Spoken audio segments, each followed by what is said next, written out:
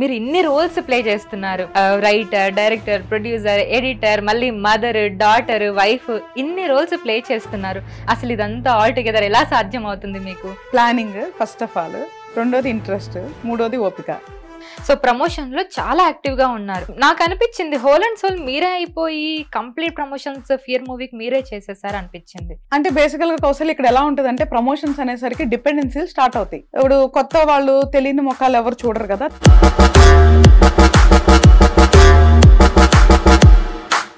Controversies కావాలి, ఆ trollings కావాలి, నోన్ ఫేసులు కావాలి. ఇప్పుడు ఒక చిన్న మూవీ తీసే వాళ్ళకి ప్రతిసారి నోన్ ఫేసులు గెస్టులు తీసుకురావాలంటే చాలా కష్టం అవుతుంది. బట్ నేను కూడా మలయాళం మూవీస్ కి ఉన్న క్రేజ్, అంటే చిన్న మూవీ కూడా మన వాళ్ళు ఆదరిస్తారు బాగా. మన వాళ్ళు ఎందుకు ఆదరించారు అని అడుగుతా. అంటే కంటెంట్ లేదంటారు, తప్పు అలా అనొద్దు. ఇప్పుడు ఎలా ఉంటది అంటే, పొరిగింటి పుల్లకూర రుచిగా ఉన్నట్లు, బొబ్బా వాళ్ళు చూడు ఎంత తక్కువ బడ్జెట్ చేశారో. సో ఓటీటీ దాకా వెళ్ళారు, ఓటీటీ దాకా కూడా రాకుండా ముందే మూవీస్ చూసేస్తున్నారు. వాళ్ళకి బోర్ కొట్టి మూవీ రూల్స్ ఓపెన్ చేసి పైరసీలో చూస్తున్నారు మూవీస్. అసలు మూవీ ఫస్ట్ షో రాగానే పైరసీలోకి వచ్చేస్తుంది. అసలు దీని గురించి మీ టేక్ ఏంటండి? ఇక్కడ ఇద్దరిది తప్పు ఉంది. They should able to know directors కి కూడా ఎంత ఖర్చు అవుతుంది, ఎవరిని పెడితే డబ్బులు వస్తాయి, ఎవరిని పెడితే డబ్బులు రావు, ప్రొడ్యూసర్ ని ఎట్లా కాపాడాలి అన్న ఫస్ట్ జ్ఞానం ఉండాలి ఒక డైరెక్టర్. సో ఈ మధ్య ఎక్కువగా వింటున్నాం, చిన్న సినిమాలైనా కంటెంట్ ఉన్న సినిమాలు ఉంటే, టాలెంట్ ఉంటే ఇండస్ట్రీ ఎప్పుడు కొత్త వాళ్ళని ఆదరిస్తూ ఉంటుంది, తెలుగు ప్రేక్షకులు ఎప్పుడు ఆదరిస్తారనే ఒక మాట రెగ్యులర్ గా వింటున్నాం రీసెంట్ టైమ్స్. ఏదన్నా కొన్ని మూవీస్ చెప్తారా కౌశల్య? వితౌట్ బ్యానర్ కొత్తగా వచ్చి హిట్ కొట్టిన మూవీస్ ఒక 10,000 కంప్లీట్ అవుతాయా? పోనీ ఒక 5 years లో? కేర్ ఆఫ్ కంచరపాలెం బ్యానర్ అదే రిలీజ్ చేసిన వాళ్ళు. Paruchuri Vijaya production company, distributor Suresh production. And reviews గురించి మాట్లాడాలి. చాలా మంది సినిమా చూసిన వెంటనే రివ్యూస్ ఇచ్చేస్తూ ఉంటారు కదా, అది చూసినప్పుడు మీకు ఏమనిపిస్తుంది యాజ్ అ ప్రొడ్యూసర్? వాళ్ళతో కూడా వాళ్ళు కష్టపడిన డబ్బులు పెట్టి ఒక సినిమా దించాలని. అంటే కొన్నిసార్లు అనిపిస్తుంది పెయిడ్ రివ్యూస్ ఏమైనా ఉంటాయా? 100% ఉంటాయి. నీకేం డౌటా? సీరియస్లీ అంటే సీరియస్ గా చెప్తున్నా. Hello all, welcome to hit TV podcast. ఇవాళ మన పాడ్కాస్ట్ లో వెరీ స్పెషల్ గెస్ట్ ఉన్నారు. తను రైటర్, డైరెక్టర్, ఎడిటర్, ఆస్ట్రాలజర్, ఇంకేం చెప్పాలండి. She's a daughter, she's a mother and she's a good wife. All together she's a wonderful woman. I have with me today Haritha Gogineni గారు మన podcast లో ఉన్నారు. So ఈ podcast లో హార్ట్ టు హార్ట్ కన్వర్జేషన్స్ తో మనం ఈ పాడ్కాస్ట్ ని కంప్లీట్ చేద్దాం. So let's start this podcast. నమస్తే హరిత గారు. నమస్తే కౌశల్య, ఎలా ఉన్నారు? బాగున్నా. First of all congratulations. Fear movie జనాల్లోకి చాలా బాగా వెళ్ళింది. సో మంచి రెస్పాన్స్ వచ్చింది. ఆ మూవీ చూసినప్పుడు కూడా మంచి పాజిటివ్ గా అనిపించింది నాకు కూడా. అంటే మీరు writer, director, producer and also editing కూడా మీరే చేసుకున్నారు ఈ మూవీకి. అండ్ హోల్ అండ్ సోల్ మీరే అయ్యారు, ప్రమోషన్స్ లో కూడా మీరే ఎక్కువ కనిపించారు. So that is very great thing about you. So మీరు చెప్పండి, how is the response and how is it going? Thank you so much Kausalya, at least gap ఇచ్చావు. అమ్మో, గ్యాప్ ఇచ్చానా? ఓకే. సో బాగుంది. So I'm very much happy with the response. మనం ఏదైతే కష్టపడతామో దానికి results వచ్చిన రోజున ఆనందం ఉంటది. త్రూఅవుట్ ప్రాసెస్ లో కంటే కూడా ఫైనల్ రిజల్ట్స్ డేనే ఎప్పుడు హ్యాపీగా ఉంటుందని నేను ఇంతకు ముందు కూడా చెప్పాను. సో నేను హ్యాపీ, ఎందుకంటే యాజ్ ఎ మేకర్ గా నాకు రావాల్సిన రికగ్నైజేషన్ వచ్చినందుకు I'm very much happy actual గా. ఓకే. సో ఇందాక నేను చెప్పినట్టుగా మీరు ఇన్ని రోల్స్ ప్లే చేస్తున్నారు, రైటర్, డైరెక్టర్, ప్రొడ్యూసర్, ఎడిటర్, మళ్ళీ మదర్, డాటర్, వైఫ్, ఇన్ని రోల్స్ ప్లే చేస్తున్నారు. అసలు ఇదంతా ఆల్ టుగెదర్ ఎలా సాధ్యం అవుతుంది మీకు? అట్లా అంటే ప్లానింగ్ ఫస్ట్ ఆఫ్ ఆల్, రెండోది ఇంట్రెస్ట్, మూడోది ఓపిక. సో ఇవే అంతే. ఎప్పుడు కూడా టైం మేనేజ్మెంట్ మనకుండే 24 hours. సో 24 hours లో స్లీప్ టైం తీసేస్తే మిగతా టైం ఎట్లా టైం స్పెండ్ చేస్తాం అనేది మన చేతుల్లోనే ఉంటది. ఇంకా నేను చెప్పాలి అంటే, మీరు ఇట్లా అంటున్నారు, చాలా మంది అట్లాగే అంటారు, కానీ నేను చాలా సందర్భాలు అరే నేను ఖాళీగా ఉన్నానని ఫీల్ అయ్యే సందర్భాలు కూడా ఉంటాయి. ఓకే. సో నేను అట్లాగనమాట, నాకు ప్యాక్ గా ఉంటే ఇష్టం. సో నాకు ఇష్టం ఎప్పుడు ఫుల్ గా బిజీగా ఉండాలి అని, సమ్ టైమ్స్ కంప్లీట్ గా లేజీగా ఉండాలని. So that is how I go. ఆ తర్వాత మన ప్లానింగ్ పర్ఫెక్ట్ గా ఉండాలి. రెండోది ఇష్టం. మనం ఇష్టపడి చేసినప్పుడు అసలు ఏది కష్టం అనిపించదు ఈ ప్రపంచంలో, అది ఏ రోల్ అయినా సరే. మూడోది ఓపిక.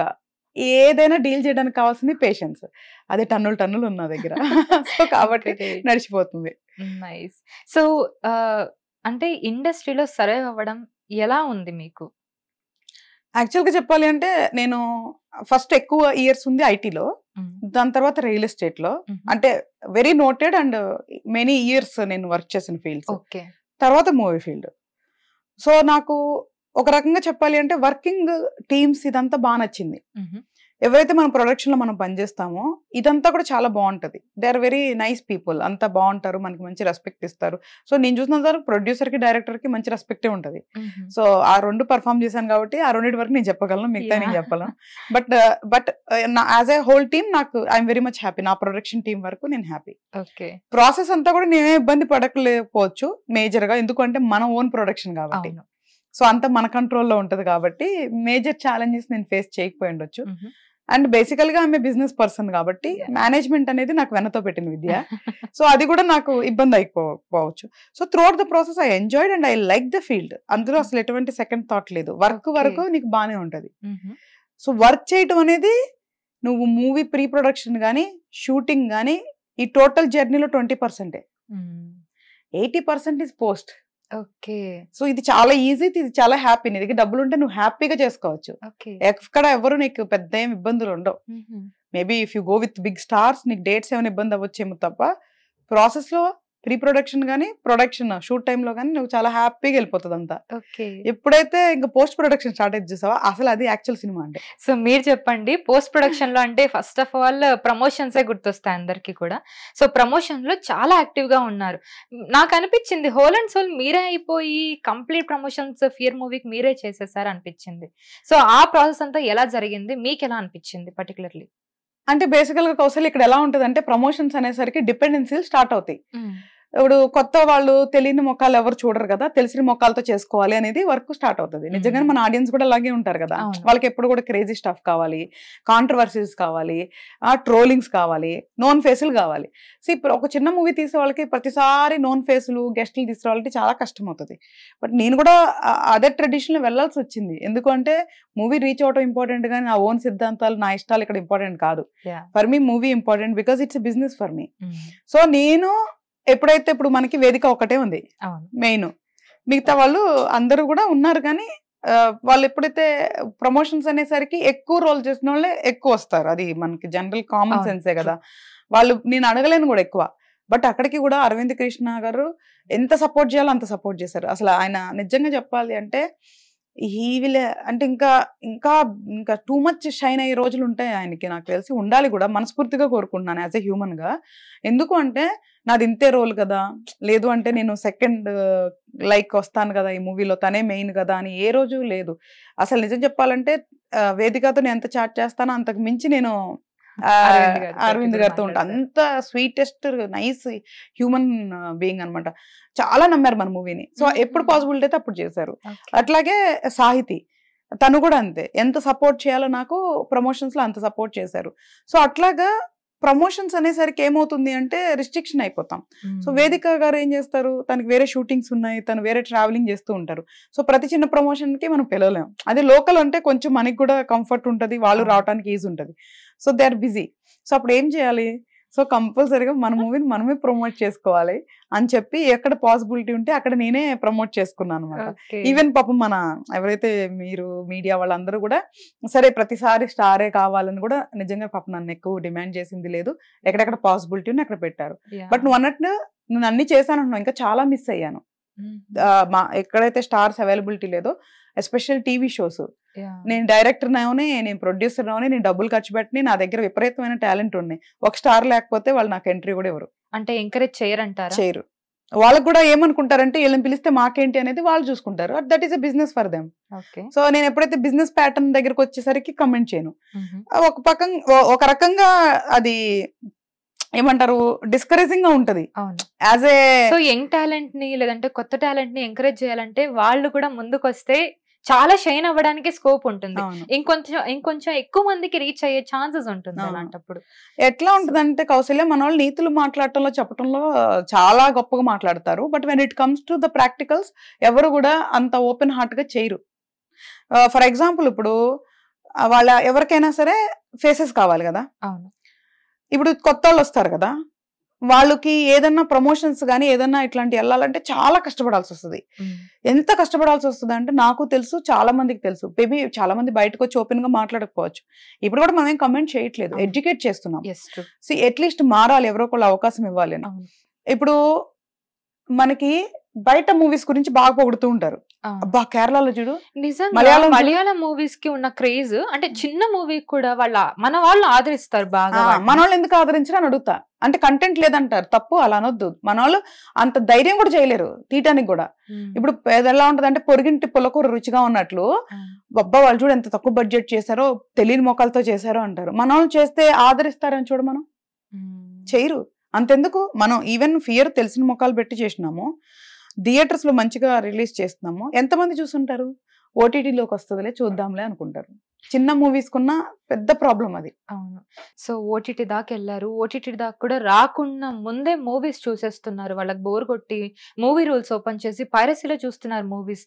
అసలు మూవీ ఫస్ట్ షో రాగానే పైరసీలోకి వచ్చేస్తుంది. అసలు దీని గురించి మీ టేక్ ఏంటండి? అసలు పైరసీని ఎంకరేజ్ చేస్తున్నారు జనాలు చాలా మంది. నేను యాక్చువల్ గా కౌశల్య లాస్ట్ పోస్ట్ రిలీజ్ అనుకుంటా ఇదే మాట్లాడా. మేబీ ఎంతో మందికి రీచ్ అవ్వవు కదా అన్ని వీడియోస్ మనకి. నేను ఆ రోజు ఏమని చెప్పాను అంటే, ఇక్కడ ఇద్దరిది తప్పు ఉంది. ఒకళ్ళు పెట్టే వాళ్ళు తప్పు, ఒకళ్ళు చూసే వాళ్ళు తప్పు. చూసేవాళ్ళు లేనప్పుడు పెట్టేవాళ్ళు ఉండరు, పెట్టేవాళ్ళు లేనప్పుడు చూసేవాళ్ళు ఉండరు. సో ఇది కో రిలేటెడ్. బట్ ఎవరో ఒకళ్ళు అయితే మానవత్వంతో మారాలి. ఫస్ట్ పెట్టేవాళ్ళు ఎవరైతే మూవీ రూల్స్, ఐబొమ్మ వీళ్ళందరూ ఉన్నారో వాళ్ళకి మానవత్వం ఉండాలి. ఇది వ్యాపారం, వాళ్ళు చేసేది ఇల్లీగల్. ఎందుకు ఇల్లీగల్ అంటే, నువ్వు డబ్బు పెట్టి తీయకుండా, నువ్వు కొనుక్కోకుండా వేరే వాళ్ళది నువ్వు దొంగిలించి నీ దాంట్లో పెడుతున్నావు అంటే ఇట్ ఈస్ హైలీ కాపీరేటెడే కదా, అంటే దొంగతనమే కదా. సో అంటే అది క్రైమ్ కిందే వస్తుంది. సో మానవత్వం ఉండాలి కదా. వేరే వాళ్ళు పాపం ఎంతో కష్టపడే వాళ్ళు, చాలా మంది ప్రాపర్టీస్ అమ్మేసి సినిమాలు తీసే వాళ్ళు ఉంటారు, ఎన్నో రకాలుగా కష్టపడి తీసుకొచ్చి పెట్టే వాళ్ళు ఉంటారు. వాళ్ళ డబ్బుల్ని నువ్వు దొంగతనం చేసి పైరసీలో పెడుతున్నావే, ఎంత పాపం అది.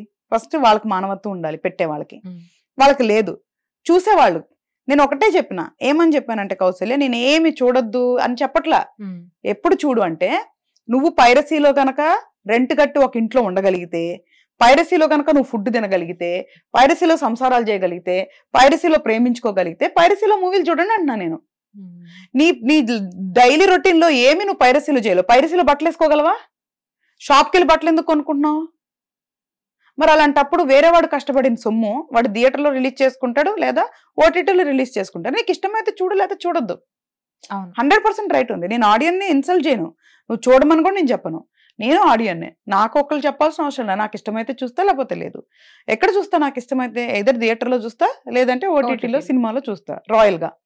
బట్ మధ్యలో పైరసీ సైట్ లో చూడటం దొంగతనమే కదా. అంతే కదా. ఎందుకు చూస్తున్నావు అంటే, వేరే వాళ్ళు కష్టపడి తీసింది చేస్తే అలా చేస్తున్నావే, అదే నీకు జరిగితే ఇది చాలా పెద్ద తప్పు. అంటే మీరు ఇందాక అన్నట్టుగా ఇది క్రైమే, ఒక రకంగా క్రైమే. చూసేవాళ్ళు క్రైమ్ చేస్తున్నట్లే, చేసేవాళ్ళు క్రైమ్ చేస్తున్నట్లే. మరి దీని మీద ఎందుకు యాక్షన్ తీసుకోవట్లేదు ఎవరు కూడా? అంటే దీని మీద యాక్షన్ తీసుకోలేరా? ఎందుకు తీసుకోలేరు? మన దగ్గర ఉన్న టెక్నాలజీ గానీ, సైబర్ క్రైమ్స్ లో గానీ డెఫినెట్ గా యాక్షన్ తీసుకోగలరు. ఎంత టైం పడుతుంది ఒకవేళ యాక్షన్ తీసుకుంటారు? నేను నాకున్న ఇన్ఫర్మేషన్ మాత్రం గంటల్లో కూడా వాళ్ళు దీన్ని సాల్వ్ చేయగలరు అనేది విన్నాను. ఓకే, బట్ అయినా ఎందుకు జరగట్లేదు అంటారు? I don't no. మేబీ నేనైతే పర్సనల్ గా, ఒకవేళ నేను ఇదే ఇండస్ట్రీలో కంటిన్యూ అయితే నేనే పర్సనల్ గా అప్రోచ్ అయ్యి కూడా కంప్లైంట్ ఇస్తాను. నాకేం ప్రాబ్లం లేదు. ఇంత పెద్ద ఏమంటారు ప్రొడ్యూసర్స్, మన కౌన్సిల్స్ ఉన్నాయి, వాళ్ళు అప్రోచ్ అవ్వలేదా అంటే నాకు తెలియదు ఇన్ఫర్మేషన్ అయితే. అయితే అవ్వలేదా అని ఎందుకు అవ్వలేదు కూడా నాకు తెలియదు. అంటే ఎందుకంటే అన్ని సినిమాలు వచ్చేస్తున్నాయి ఇప్పుడు, ఏ సినిమా అయినా వస్తుంది. కానీ ఎవరు ఎక్కువ నష్టపోతున్నారంటే మీరేం చెప్తారు? చిన్న సినిమాలు, మీడియం సినిమాలు నష్టపోతాయి. ఓకే, పెద్ద సినిమాలు డెఫినెట్ గా ఎలాంటి వాళ్ళైనా సరే థియేటర్కి వెళ్ళి చూడాలనుకుంటాం, ఎలాంటి వాళ్ళైనా సరే థియేటర్కి వెళ్ళి చూడాలనుకుంటారు, లేదా ఓటీటీలో చూడాలనుకుంటారు. థియేటర్లో చూసి కూడా ఓటీటీలో చూస్తారు. సో పెద్ద హీరోస్ కి, పెద్ద సినిమాస్ కి అది ఇంపార్టెంట్ మేజర్ గా. సో ఇప్పుడు థియేటర్లో కూడా పెద్ద సినిమాలు, పెద్ద హీరోస్ ఉన్నా కూడా కంటెంట్ బాగోపోతే చూడట్లేదు. సో అదొక పెద్ద చేంజ్ వచ్చేసింది. సో బట్ ఓటీటీలో చూస్తారు. సో ఎక్కడో ఒకడ వాళ్ళది సర్వైవల్ అయిపోతుంది. రెండోది వాళ్ళకి సినిమాలు మాక్సిమం అమ్ముడుపోతాయి పెద్ద హీరోలు ఉన్నప్పుడు. So why would they care? పైరసీలోకి వస్తే ఏంది, రాకపోతే ఏంది వాళ్ళకి? Why would the big producers would bother? వాళ్ళకేం పెద్ద ఫరక్ పడదైతే పడకపోవచ్చేమో. లేదంటే ఎందుకు యాక్షన్ తీసుకోవట్లా? 500 కోట్లు 1000 కోట్లు పెట్టి సినిమా తీసేవాళ్ళవి పైరసీ గురించి ఎందుకు కేర్ తీసుకోవట్లేదు?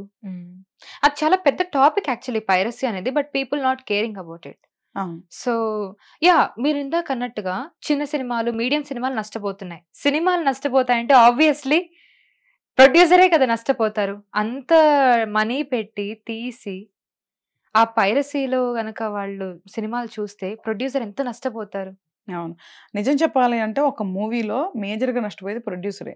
ఏ విధంగా అయినా సరే. ఎట్లా ఉంటుంది అంటే ఇది ఒక సామెతలాగా ఉంటుంది, ముల్లెళ్ళు ఆకు మీద పడ్డా ఆకు వచ్చి ముళ్ళు పడ్డా ఆకే అన్నట్లు.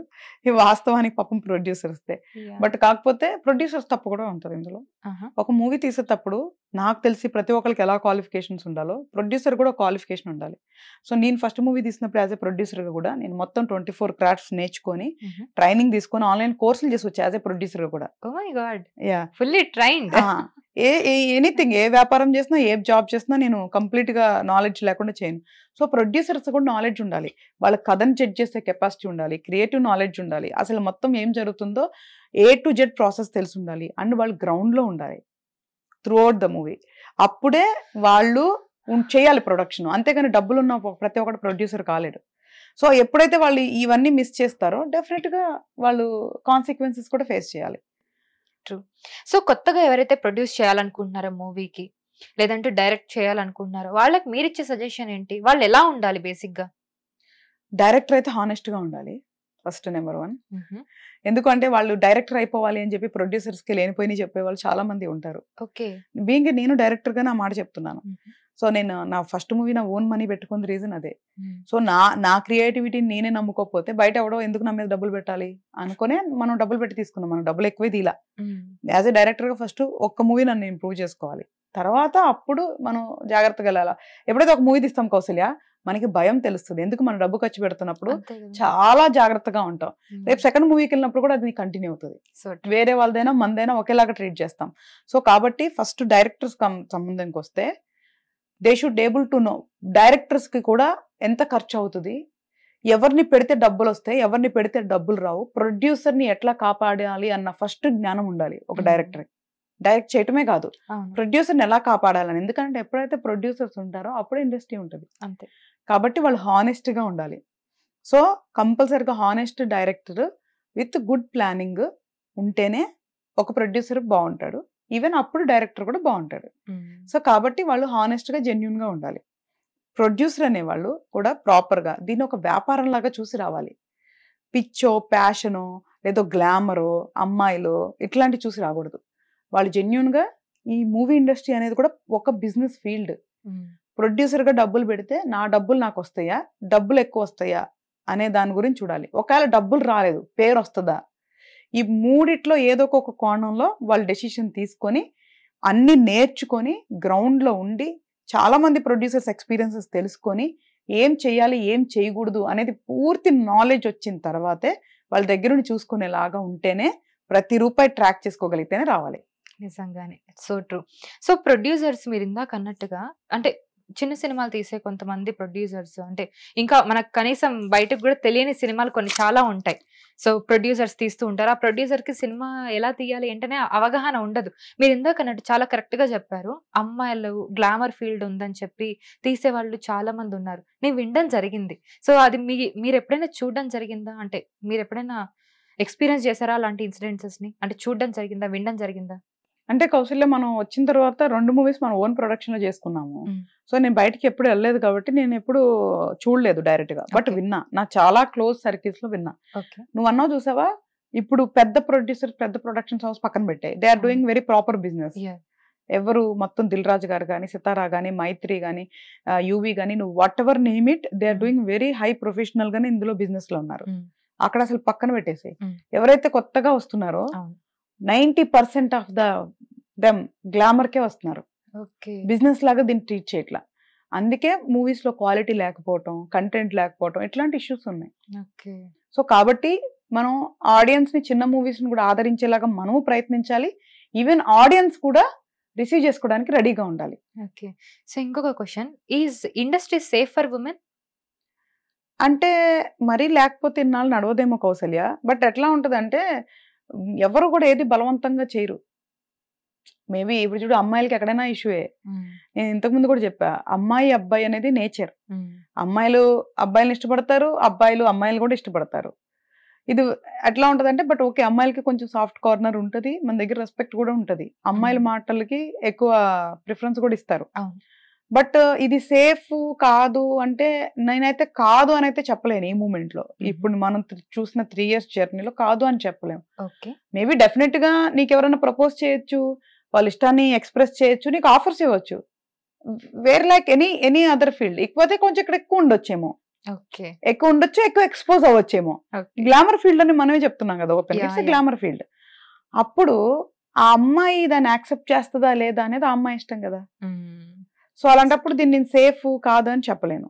అలా అని చెప్పి బలవంతంగా జరిగి ఓకే ఇబ్బందులు పెట్టేసేసి టార్చర్లు పెట్టేసేసి అలా చేసేంత అయితే ఉంటదని నేనైతే అనుకోవట్లేదు. ఉంటే ఇప్పటికి 100లో ఉండాలి కేసులు నిజంగానే. సో ఈ మధ్య రీసెంట్ గా కేసులు చూస్తున్నాం. అది అంటే అంత బానే ఉన్నప్పుడు బానే ఉండి బయటకు వచ్చిన తర్వాత మళ్ళీ దాన్ని వేరేలాగా పోర్ట్రేట్ చేయడం ఎంతవరకు కరెక్ట్ అని మీకు అనిపిస్తుంది? General as a human being మీకు ఎప్పుడైనా అలాంటి విట్నెస్ చేసినప్పుడు ఏమనిపిస్తుంది? అంటే ఎందుకు ఇట్లాగా బయటకి ఎమోషన్స్ ఇలాగ వచ్చి పబ్లిక్లో అయ్యి అందరిలో ఎందుకు ఇట్లా అవ్వటం అని అనిపిస్తుంది. బట్ కానీ ఆ బాధ పడి ఉంటారు కదా, నాకు న్యాయం జరగాలి, పోతే ఏముంది నలుగురిలోకి, నాకు న్యాయం జరగాలి అన్న స్టేజ్కి వచ్చినప్పుడు డెఫినెట్గా వాళ్ళు ఇంకా ఏం కేర్ చేయరు. రేపు ఫ్యూచర్ ఏంటి, పబ్లిక్ ఏమనుకుంటారో అని చేసుకోరు. వాళ్ళకి టీచ్ చేయాలి లెసన్, లేదా న్యాయం చేయాలనుకున్నప్పుడు అవన్నీ అడ్డుగోడలు ఉండవు. దే ఫైట్ అనమాట. సో డెఫినెట్ గా ఫైట్ చేయాల్సిన సిచ్యువేషన్ అయితే డెఫినెట్ గా ఫైట్ చేయాలి.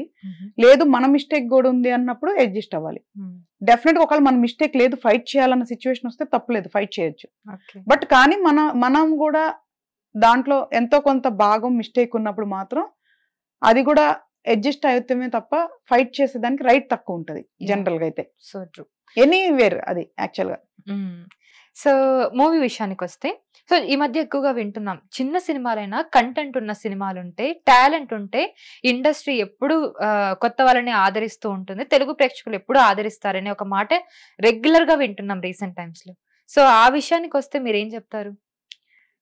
ఏదైనా కొన్ని మూవీస్ చెప్తారా కౌసల్య? వితౌట్ బ్యానర్ కొత్తగా వచ్చి హిట్ కొట్టిన మూవీస్ ఒక 10,000 కంప్లీట్ అవుతాయా పోనీ ఒక 5 years లో? లేదు. అంటే నిజంగా ఎవరు తీయట్లేదంటావా? చాలా సినిమాలు వస్తున్నాయి. నేను ఇందాక చెప్పింది అదే, చాలా సినిమాలు ఉన్నాయి. అంటే మనకు కనీసం ఆ సినిమాలు ఉన్నాయి, బయటికి వచ్చాయి, రిలీజ్ అయ్యాయి అని కూడా చెప్పలేని సినిమాలు బోలెడని ఉన్నాయి. రిలీజ్ అయిన సినిమాలు తక్కువ ఉన్నాయి, రిలీజ్ కాని సినిమాలు చాలా ఎక్కువ ఉన్నాయి. టు బి ఫ్రాంక్ చెప్పాలి, ఇప్పుడు చాలా కొన్ని అంటే అవన్నీ కంటెంట్ లేనివా అంటే మనం చూడలేదు కాబట్టి మనకు తెలియదు. అదే అంటున్నా నేను. ఇప్పుడు నిజంగా అదే నిజమైతే ఎందుకు, నాకు కొన్ని ఎగ్జాంపుల్స్ కావాలి. Without banner, without production, big production release, without banner, without face, super success అయిన మన తెలుగులో మాట్లాడుకుందాం, సూపర్ సక్సెస్ అయిన మూవీస్ ఒక 10 ఏళ్ళు కంప్లీట్ అవుతాయి అని అడుగుతున్నాను. నిజంగా నాకు కూడా నాలెడ్జ్ లేదు, అయితే అప్పుడు నిజమే అనుకుందాం. కేర్ ఆఫ్ కంచరపాలెం ఎవరు దాని డైరెక్టర్? సారీ, ఐడియా లేదు నాకు. అంత ప్రొడ్యూసర్? No idea. బ్యానర్ అదే రిలీజ్ చేసిన వాళ్ళు తెలియదు. సో అవన్నీ డేటా తీసుకొని నువ్వే నాకు చెప్పాలి. ఓకే, ఇప్పుడే రీసెర్చ్ చేద్దాం. అంటే కంప్లీట్ గా ఒక మూవీ సక్సెస్ అవ్వాలంటే దాని ప్రమోషన్స్, దాని బ్యానర్, ఇవన్నీ మ్యాటర్ అంటారా? కంపల్సరీగా. ఎందుకంటే ఇప్పుడు ఒక మూవీ వస్తుందని ఆడియన్స్ కి తెలియకపోతే ఆడియన్స్ థియేటర్ కి ఎట్లా వెళ్తారు? పరుచూరి విజయ ప్రొడక్షన్ కంపెనీ, ప్రవీణ ఆర్ట్స్, డిస్ట్రిబ్యూటర్స్ అయితే సురేష్ ప్రొడక్షన్స్. గాట్ ఇట్, అర్థమైంది. But it's very good movie. It's very good movie. అది ప్రాపర్ గా రీచ్ అయింది కాబట్టి, రాణా దగ్గుపాటి గారు ఎగ్జాక్ట్లీ అది ప్రాపర్ గా రీచ్ అయింది కాబట్టి దానికి లైఫ్ వచ్చింది. నేను ఇదే చెప్తున్నా, ఎంత చిన్న మూవీ అని ఒక పెద్ద చేయి కావాలి, తప్పు లేదంటున్నా, ఇవ్వమంటున్నాను. చిన్న మూవీస్ కూడా పెద్ద చేతులు ఉండాలి అంటున్నాను నేను. మీరు ఎవరినైనా అప్రోచ్ అవ్వడం జరిగిందా? రిలీజ్ కి అప్రోచ్ అవ్వలా. నేను Okay. యాక్చువల్గా సురేష్ ప్రొడక్షన్ వాళ్ళతో అయితేనే బాగుండు అనుకున్నా. ఓకే. కాకపోతే ఆ మంత్ నేను డేట్ సడన్ గా ఫిక్స్ అయ్యాను, అప్పుడే ఖాళీ ఉంది అని. సో మనం ఫిక్స్ అయ్యి వెళ్తే కష్టం. కొంచెం ముందే అప్రోచ్ అయ్యి దాన్ని మనం ప్రాపర్ గా వాళ్ళకి చూపించి వాళ్ళు చెప్పిన ప్లానింగ్ లో వెళ్తే అప్పుడు అవుతుంది. సో అలా యాక్సెస్ ఉంటుంది మనకి, మరి అలా యాక్సెస్ లేకుండా ఏం ఉండదు. ఓకే. మనం అప్రోచ్ అవ్వచ్చు, వాళ్ళు చూస్తారు, నచ్చితే చేయాలనుకుంటే చేస్తారు. సో మీరు ఈ మూవీ తీసేటప్పుడు మీకు బాగా స్ట్రగుల్ అయిన సిచ్యువేషన్ కానీ ఛాలెంజింగ్ అనిపించిన సిచ్యువేషన్ కానీ ఏంటి ఫియర్ మూవీ తీస్తున్నప్పుడు? మనం అంటే బయట నుంచా? బయట నుంచి కానివ్వండి, అంటే మీకు త్రూ అవుట్ ఈ మూవీ స్టార్ట్ చేసినప్పటి నుండి రిలీజ్ అయిపోయేంత వరకు మీరు ఏదైనా స్ట్రగుల్ ఫేస్ చేశారా రిలీజ్ టైంలో కానీ లేదంటే ఆఫ్టర్ రిలీజ్ కానీ? లేదు, యాక్చువల్గా ప్రాక్టికల్ గా. ఎందుకు లేదు అంటే నేను చెప్పినట్లు ప్రొడక్షన్ మంది, సో కాబట్టి పని నేను కూర్చొని చేస్తా. సో ఏది ఛాలెంజింగ్ అనిపించలేదు? అంటే నాకు దీని అన్ని చేసుకుంటూ వెళ్ళిపోతా కాబట్టి నాకు అంటే ఇది ఛాలెంజింగ్ అంటే కూడా నాకు నిజంగా తెలియదేమో మేబీ. అంటే చేసేసుకుంటా కదా. ఇప్పుడు ఫర్ ఎగ్జాంపుల్ ఎడిటింగ్ కి వేరే వాళ్ళని పెట్టుకున్నాం, అన్ఫార్చునేట్లీ కొన్ని సిచ్యువేషన్ వల్ల రాలేకపోయారు.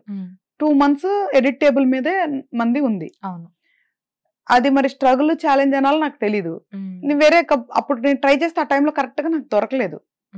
సో నేనే కూర్చొని చేసేసుకున్నా. అంటే అప్పుడు అది నేను ఎలా డిస్క్రైబ్ చేయాలి? సో నేను ఎట్లా అంటే ఏదైనా పని చేసేసుకోవటం అలవాటు అయిపోతుంది. ఈవెన్ యాక్చువల్ గా డిఏ అప్పుడు ఆండ్రూ సారు కరెక్ట్ గా ఆయన తన నెక్స్ట్ ప్రాజెక్ట్ డైరెక్షన్ కి వెళ్ళిపోయారు. డిఏ జనరల్ గా డిఓపిసే కంప్లీట్ చేస్తారు, ఆయన కంప్లీట్ చేయడానికి అవ్వలేదు. ఈ వెంట ఆన్ హిజ్ మూవీ వెళ్ళిపోయారు, ఫారెన్ వెళ్ళిపోయారు. నాకు అసలు తెలీదు సబ్జెక్ట్, నేర్చుకొని కూర్చొని నేను చేపించేసుకున్నా. సో ఇట్లాగా నాకు ఏదైనా పని ఆగుతుంది అంటే నేను వెళ్ళిపోయి చేసేసుకోవటం అలవాటు అయిపోయింది నాకు. సో కాబట్టి నాకు ఇది ఛాలెంజ్ ఇది స్ట్రగుల్ అని తెలియదు. ప్రతిదీ లెర్నింగ్, నేర్చుకోవడం చేసేయడం. అలాగే ఇప్పుడు రిలీజ్ కి వెళ్ళిపోయాం, సరే ఓన్ రిలీజ్ చేసేసుకుందాం అనుకుంటా, చేసేసుకుంటా. ఓటీటీకి వెళ్తాం, ఓకే అమెజానా, వెళ్ళిపోదాం. ఇట్లాగా నాకు ఆ పని చేసుకోవటం సాధించుకోవటం అలవాటు అయిపోయి ఇది నాకు ఛాలెంజ్ స్ట్రగుల్ అనే విషయాలు నాకు మేబీ తెలియకపోవచ్చు. గ్రేట్ అండి, చాలా ఇన్స్పైరింగ్ ఉంది. బేసిక్లీ అమ్మో ఇది చాలా కష్టం, ఇది చాలా ఛాలెంజింగ్ థింగ్, చిన్న చిన్న వాటికి కూడా ఇలాంటి పదాలు వాడడం అలవాటు అయిపోయింది. ఇప్పుడు మీరు చెప్తుంటే అర్థం అవుతుంది, మేబీ ఇలానే ఉండాలేమో, this is how we should be అని అనిపిస్తుంది. బట్ ఇక్కడ నువ్వు పాయింట్ చెప్తే నాకు ఒక ఎక్స్పీరియన్స్ గుర్తొచ్చింది. నువ్వు చెప్పింది 100% ట్రూ. మన యాటిట్యూడ్, మన థింకింగ్ ప్రాసెస్ చాలా మ్యాటర్. నేను రిలీజ్ చేద్దాం అనుకున్నప్పుడు థియేటర్ రిలీజ్ చేస్తే బాగుంటుంది, ఎందుకంటే దీంట్లో సౌండ్ డిజైనింగ్ బాగుంటుంది. మంది థియేటర్ లో కూడా చూడొచ్చు, మరి తిట్టుకొని పారిపోయేంతలాగేం తీలా మనం. సో డెఫినెట్ గా థియేటర్ లో కూడా చూడొచ్చు. అండ్ మనదేం ఎక్స్పెన్సివ్ సినిమా కాదు టికెట్స్ పరంగా. సో నేను థియేటర్ రిలీజ్ చేద్దాం అనుకున్నప్పుడు ఫస్ట్ నేను ఓటీటీని దృష్టిలో పెట్టుకునే ఉంది, బట్ సౌండింగ్ బాగుంది కదా థియేటర్ లో కూడా చూడొచ్చు అన్న కాన్ఫిడెన్స్ వచ్చింది. సో థియేటర్ రిలీజ్ చేద్దాం అన్నప్పుడు హరిత ఇది ఓటీటీ అయితే బాగుంటది అని చెప్పి సలహాలు ఇచ్చారు కొంతమంది మేధావులు. సో థియేటర్ రిలీజ్ సరే సింపుల్ గా చేసేసుకుందాం, మనం ఓటీటీకి వెళ్ళాలంటే థియేటర్ రిలీజ్ చేసుకోవాలని మనం ఎంతవరకు చేయాలో అంతవరకు చేసేసాం. ఓటీటీ అదే టైంలో బిఫోర్ రిలీజ్ చెప్తున్నా. ఇప్పుడు ఓటీటీకి వెళ్దాం అనుకున్నప్పుడు థియేటర్కి వెళ్దాం అనుకున్నప్పుడు ఓటీటీకి చాలా బాగుంటుంది ఈ మూవీ, థియేటర్లో ఎక్కువ ఖర్చు పెట్ట మాకు, సింపుల్ గా చేసుకో అని చెప్పారు. సో నేను రెస్పెక్ట్ చేశా. నాకు తెలిసిన కొంత ఓటీటీ మేధావులు ఇది ఓటీటీ మూవీయా అనే క్వశ్చన్ అర్థంగా ఉందన్నమాట వాళ్ళకి. సో ఇప్పుడు అది ఎలా ఉంటుంది అంటే అప్పుడు మనం ఏం చేయాలో చెప్పనా, ఒక స్మైల్ ఇవ్వాలి. ఫస్ట్ ఒక స్మైల్ ఇవ్వాలి. చెప్పేవాళ్ళు నీకు 100 ఉంటారు, వాళ్ళ మన షూలోకి వస్తే తప్ప వాళ్ళకి మన నొప్పి ఏంటి, మన ఇదేంటనేది తెలియదు. వాళ్ళు తెలుసుకోవాల్సిన అవసరం కూడా లేదు. ఖర్చు పెట్టుకుంది నువ్వు, తీసుకుంది నువ్వు, అన్ని భరించాల్సింది కూడా నువ్వే. అందుకే ఇక్కడ నేను ఎప్పుడు ఎందుకు బ్లేమ్ చేయను అంటే నా మీద నమ్మకంతో నేను ప్రాపర్గా నేను మేకర్ని అవ్వగలను అనుకుని నా మీద నేను ఖర్చు పెట్టుకుని ఒక సినిమా తీసిన. 100 మంది చూశారు కౌసల్య, 100 మంది ఇష్టపడాలని ఏం లేదు, 40-50 మంది ఇష్టపడ్డా పెద్ద సక్సెస్ అది నీకు. అవును నిజంగానే. సో నువ్వెప్పుడు కూడా ఆ మిగతా బాగోలేదన్నా లేదా నేను క్రిటిసైజ్ చేసిన 40-50 మందిని చూసావా, ఆలోచించావా, అది first step of failure. First trust your self, respect your self, believe your self. ఈ 3 ఇంపార్టెంటే. నేను జస్ట్ స్మైల్ ఇచ్చి వదిలేసిన వాళ్ళని. ఎప్పుడైతే అమెజాన్ లో ట్రెండింగ్ లో నడుస్తా ఉందో అప్పుడు ఆ పోస్టర్ ఎవరైతే మాట్లాడుతారో కదా వాళ్ళకి పంపించా, okay. See nobody can judge. అంత Yes, yes, మేధావుల true. వీళ్ళందరూ నాకు అర్థం కాదు ఏంటంటే కౌసల్య, నేను ఎందుకు నవ్వుతానంటే నేను నిజంగానే నవ్వుతా. ఎవరి దగ్గర ఎటకారంగా నవ్వుతానో నిజంగా నవ్వుతానో తెలియదు. ఒక స్మైల్ ఇస్తా. ఎందుకు స్మైల్ ఇస్తానంటే వీళ్ళందరూ మేధావుల్లాగా ఆడియన్స్ గురించి గెస్ట్ చేసేవాళ్ళలాగా పెద్ద ఆడియన్స్కి ఇది నచ్చిద్ది, అది నచ్చదు, ఇది థియేటర్, ఇది ఓటీటీ అంటారు. వాళ్ళందరూ ఫెయిల్యూర్ పీపులే. మన తెలుగు ఆడియన్స్ని 100% గెస్ట్ చేసేవాళ్ళు ఈ వేళల్లో కూడా కంప్లీట్ అవుతారు మన ఇండస్ట్రీలో. సో అందరూ కూడా అలా అనుకుంటే అన్ని ఓటీటీలో రిలీజ్ అయ్యి ఎందుకు హిట్ అవట్లా, థియేటర్లో రిలీజ్ అయ్యి అన్ని ఎందుకు హిట్ అవట్లా? No, judging is very easy. అది మన వాళ్ళకి తెలుసు. నిజమే. సో ఒక సినిమాని చూసి అండ్ రివ్యూస్ గురించి మాట్లాడాలి. చాలా మంది సినిమా చూసిన వెంటనే రివ్యూస్ ఇచ్చేస్తూ ఉంటారు కదా, అది చూసినప్పుడు మీకు ఏమనిపిస్తుంది యాజ్ అ ప్రొడ్యూసర్? వాళ్ళతో కూడా వాళ్ళు కష్టపడిన డబ్బులు పెట్టి ఒక సినిమా తీయించాలనిపిస్తుంది. అప్పుడే మనం అసలు వాళ్ళకి ఏం చెప్పనవసరంలా, ప్రాపర్గా ఇస్తారు. నేనేమంటానంటే రివ్యూ ఇచ్చే అధికారం ప్రతి ఒక్కరికి ఉంది, ఎవరి టేస్ట్ వాళ్ళకు ఉంటుంది. నేనేమంటానంటే ఒక అనుభవం లేని వాళ్ళు చాలా మంది, నేను లాస్ట్ టైం కూడా నేనేం మాట్లాడానంటే ఈ పేపర్స్, టీవీస్, సోషల్ మీడియాలో ఎవరైతే మూవీ రేటింగ్ ఇస్తారో వాళ్ళకి ఒక అనుభవం ఉండాలి, ప్రతి క్రాఫ్ట్ ని జడ్జ్ చేసే అనుభవం ఉండాలి అంటున్నా నేను. ఓవరాల్ గా ఆడియన్స్ పర్పస్ లో ఇచ్చేవాళ్ళు అది వేరు, వాళ్ళకి టెక్నికల్ సంబంధం లే, చూసినప్పుడు ఎంగేజింగ్ ఉందా, నచ్చిందా లేదా అంతే, వాళ్ళకి ఇవన్నీ సంబంధం ఉండదు. ఈ రెండు కేటగిరీస్. బట్ ఎవరైతే ప్రొఫెషనల్ రివ్యూస్ ఇస్తున్నారో వాళ్ళకి ఒక టీం ఉండాలి, ప్రతి క్రాఫ్ట్ ని జడ్జ్ చేయగలగాలి, ప్రతి క్రాఫ్ట్ ని రేటింగ్ ఇవ్వాలి. మూవీ అంటే 24 క్రాఫ్ట్స్ అబ్బా, నువ్వు ఎట్లాగా 1-2 మాట్లాడి ఇష్టం వచ్చినట్టు రాసేసి రివ్యూలు ఇచ్చేస్తారు అన్ని మూవీస్ కి. దట్ ఈస్ వెరీ సాడ్ అనమాట. రివ్యూస్ ఎఫెక్ట్ చాలా ఉంటుందా మూవీ మీద? హిట్ అవ్వాలని రాసినప్పుడు ఉండదు. దెర్ ఆర్ చాలా మూవీస్ ఉన్నాయి. అందుకే నేను కూడా కంప్లీట్ గా బ్లేమ్ చేయను. ఎందుకు చెప్తాను అంటే వీటి మీద చూసి ఆడియన్స్ ఆగుతారంటే లేదు, కొంత చాలా మైన్యూర్ ఎఫెక్ట్ ఉంటుంది. నేను అందుకే వాటి మీద బ్లేమ్ చేసి మన మూవీని ఎప్పుడు నేను డిగ్రేడ్ చేయను. యానిమల్ మూవీకి అందరూ వీళ్ళు గొప్పగా ఇచ్చారా? ఎవడు ఆపాడు దాని సక్సెస్ ని? అర్జున్ రెడ్డి అప్పుడు. అలాగే ఎన్నో మూవీస్ ఉన్నాయి, రివ్యూస్ తో ఆపలేదు ఒక మూవీ సక్సెస్. అదైతే నేను చెప్తా, మూవీ సక్సెస్ ని రివ్యూస్ ఆపలేవు. కానీ it's hurting to the producers and the actors. మేజర్గా ఆ డబ్బు పెట్టి ప్రాణం పెట్టి తీసిన డైరెక్టర్ కి, డబ్బు పెట్టి తీసిన ప్రొడ్యూసర్ కి బాధ అనిపించొచ్చేమో. ఎందుకు అనిపించదు? ఇప్పుడు నువ్వు ఒక బేబీని పెంచుతావు కౌసల్య, చాలా అల్లారు ముద్దుగా పెంచుకుంటారు కదా. ఈ రివ్యూస్ ఇచ్చే వాళ్ళు కూడా ఆలోచించాలని చెప్తున్నాను. ఇది పెంచుకుంటావు, చక్కగా రోజు స్కూల్కి పంపిస్తావు, గోరు ముద్దలు తినిపిస్తావు, వాళ్ళకి ఇష్టమైనన్ని కొనిపిస్తావు. నీ ఇంటి పక్కల వాళ్ళు వచ్చి మీ ఇంట్లో ఎవరు, మీ అమ్మ నాన్న, అబ్బా నచ్చు నీలా ఉన్నాడు రా, సో క్యూట్ రా అంటారు. మీ అక్క వాళ్ళు అదిరిపోయాడు, మన బుజ్జిగాడు రా, అబ్బబ్బా వాడు చూడరా అడుగులేస్తున్నాడు రా, అది ఇది అంటావు. ఇవన్నీ ముడుచుకుంటుంటావు. పక్కింటి వాళ్ళు వచ్చి ఏంటి ఇట్లున్నాడు, ఏంటి ఎంత అసహ్యంగా ఉన్నాడు, ఎందుకు ఆ జుట్టు కడితే బాగుంటది కదా, ఈ బట్టలు అట్లా వేస్తే బాగుంటది కదా, చీ అట్లాగా నడుస్తుంది ఏంటి, ఏంటి మాటలు రావట్లేదా, ఏంటి మొక్కమేంటి ఎట్లా ఉంది, మీ పోలికలు ఇవ్వేంటి, ఇలా మాట్లాడితే ఎలా ఉంటది? కాలుతుంది కదా. కర్మ ఉంటది. I'm telling you. మన మూవీకి అసలు నిజంగా ఎవరెవరు రివ్యూస్ చెప్పి ఉంటారు నేను పూర్తి కూడా చూసాను. I don't have that much time. నాకు అసలు నేను నా పని నేను చేసుకోవడం తప్ప ఇవన్నీ నేను చూడను. మరి మనం అంత హేట్ రేట్ కూడా చూసుండకపోవచ్చు మన దానికి. బట్ చాలా మూవీస్ కి చాలా హేట్ రేట్ నేను చూసున్నా, చాలా బ్యాడ్ కమెంట్స్ చూసుంటా. నేనేమంటానంటే రాళ్ళేసే వాళ్ళు ఉంటారు, నచ్చిన వాళ్ళు ఉంటారు. కానీ నేనేమంటే వాళ్ళకి ప్రశ్నించుకోమంటున్నా నేను. వీళ్ళని వదిలేసే, వీళ్ళు సక్సెస్ రాసుంటే ఎవడు ఆపలేడు ఈ ప్రపంచంలో. అది అసలు ఎవడు కూడా కేర్ చేయడు ఒక పొజిషన్ లో. అది కాదు ఇక్కడ ఇంపార్టెంట్. మనం యాజ్ ఎ హ్యూమన్ గా రేపు నువ్వు బతుకుంటావో లేదు తెలియదు బా, నీదేదో నువ్వు కడుక్కోవచ్చు కదా. ఒక ఛానల్ పెట్టేసేసి వ్యూస్ కోసం ఇష్టం వచ్చిన థంబ్నైల్స్ పెట్టేసేసి వాడి గురించి వీడి గురించి మాట్లాడుతున్నావు, నీ కర్మ అనేది ఉండదా అంట. నేను దైవాన్ని ధర్మాన్ని నమ్మేదాన్ని కాబట్టి మాట్లాడుతున్నా. వదిలే, మూవీ కాకపోతే ఇంకో ఫీల్డ్ తీసుకో, ఓ వేరే ప్రొడక్ట్ తీసుకో. నీ బిడ్డను గనక ఎవరన్నా ఇట్లా మాట్లాడితే ఎంత బాధ ఉంటుందో ఒకసారి అది ఎక్స్పీరియన్స్ అయ్యి, ఈ ప్రొడక్ట్ చేసే వాళ్ళందరూ కూడా వాళ్ళు ఒక బేబీ లాగానే దాన్ని డెవలప్ చేసి నెలలు సంవత్సరాలకి డెలివరీ చేసేస్తారు కదా. అట్లా ఊరికే కొంతమంది నేను చూస్తా ఉంటా అప్పుడప్పుడు కమెంట్స్ వేరే వాటి మీద బూతులు పెడుతుంటారు, బ్యాడ్ గా మాట్లాడుతుంటారు. మనము ఒక హ్యూమన్స్, ఒక అమ్మ నాన్న కడుపును పుట్టినాము, అన్నం తింటున్నాము, పెరుగుతున్నాము, మంచి మంచి మాటలు మాట్లాడుకోవచ్చు కదా అంట. లేదంటే వదిలేయచ్చు కదా. నేనేమంటా, హ్యాపీగా లివ్ చేయంట. నీ లైఫ్ నువ్వు హ్యాపీగా లివ్ చేయి. ఇక్కడ ఏది రూల్స్ లేదు. నువ్వు ఇంటెన్షనల్ గా వేరే వాళ్ళని బాధ పెట్టినంత వరకు everything is fair in life. So true. ఇప్పుడు ఇంటెన్షనల్ గా బాధ పెడుతున్నారు కాబట్టి వీళ్ళందరికీ కర్మ అనేది ఉంటుంది, కంపల్సరీ చెప్తున్నా నేను. కర్మ విల్ హిట్స్ 100%. వాళ్ళు అనుకుంటారు ఏముంది సరదాగా పెడుతున్నాం కమెంట్స్ అంటారు, ఎవ్రీథింగ్ కౌంట్ అవుతుంది. ఇది అన్నెసరీగా ఏదైతే ఒకళ్ళు మనం బాధ పెడుతున్నాం ఇంటెన్షనల్ గా, ఇప్పుడు నేను ఒక బ్యాడ్ రివ్యూ పెడుతున్నా, బ్యాడ్ కమెంట్ పెడుతున్నా, వాళ్ళు చూసి బాధపడతారని తెలుసుగా నాకు, అంటే అది ఇంటెన్షనల్ పర్పస్ కదా, సో డెఫినెట్ గా ఉంటది. సో ఈ మధ్య సోషల్ మీడియా చూసినా, ఇన్స్టాగ్రామ్ ఓపెన్ చేస్తే అసలు అది చెప్పలేమండి బాబు. అసలు ఆ కమెంట్స్ కానీ నెగిటివిటీ అనేది చాలా ఎక్కువ పెరిగిపోయింది. అసలు పాజిటివిటీ కనిపించట్లేదు హరిత గారు నిజంగా చెప్పాలంటే. ఇప్పుడు మనం దీని గురించి మాట్లాడామనుకో మళ్ళీ మన గురించి కూడా పెడతారు. వి నెవర్ కేర్ బికాజ్ నేనేమంటలేదు, నేను వాళ్ళని తిట్టట్లా, మనస్సాక్షిని ప్రశ్నించుకోమంటే. ఎగ్జాక్ట్లీ.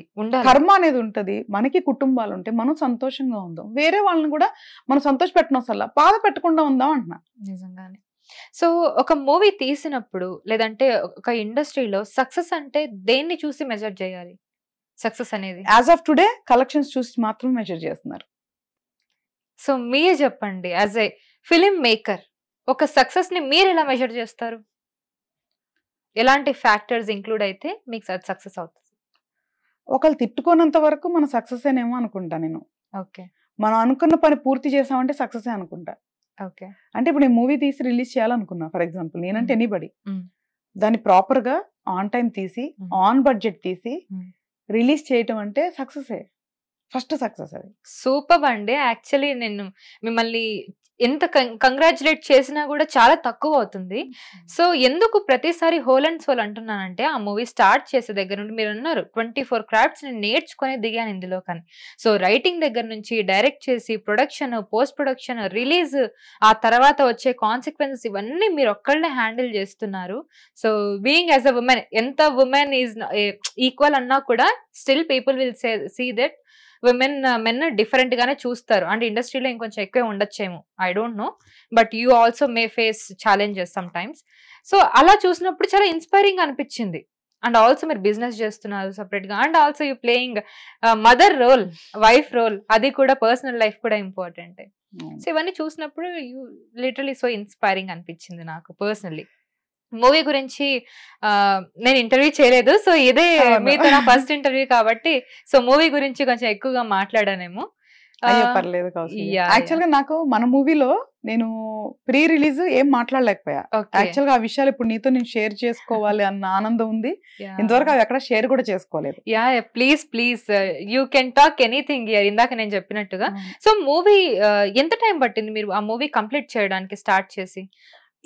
ఏదైతే మూవీ ఉందో ఫియర్ మూవీ, మనం కరెక్ట్ గా మొత్తం ఎవ్రీథింగ్ 16 days లో కంప్లీట్ చేసాం షూటింగ్. సీరియస్లీ? 16 రోజుల్లో షూటింగ్ కంప్లీట్ చేసాం.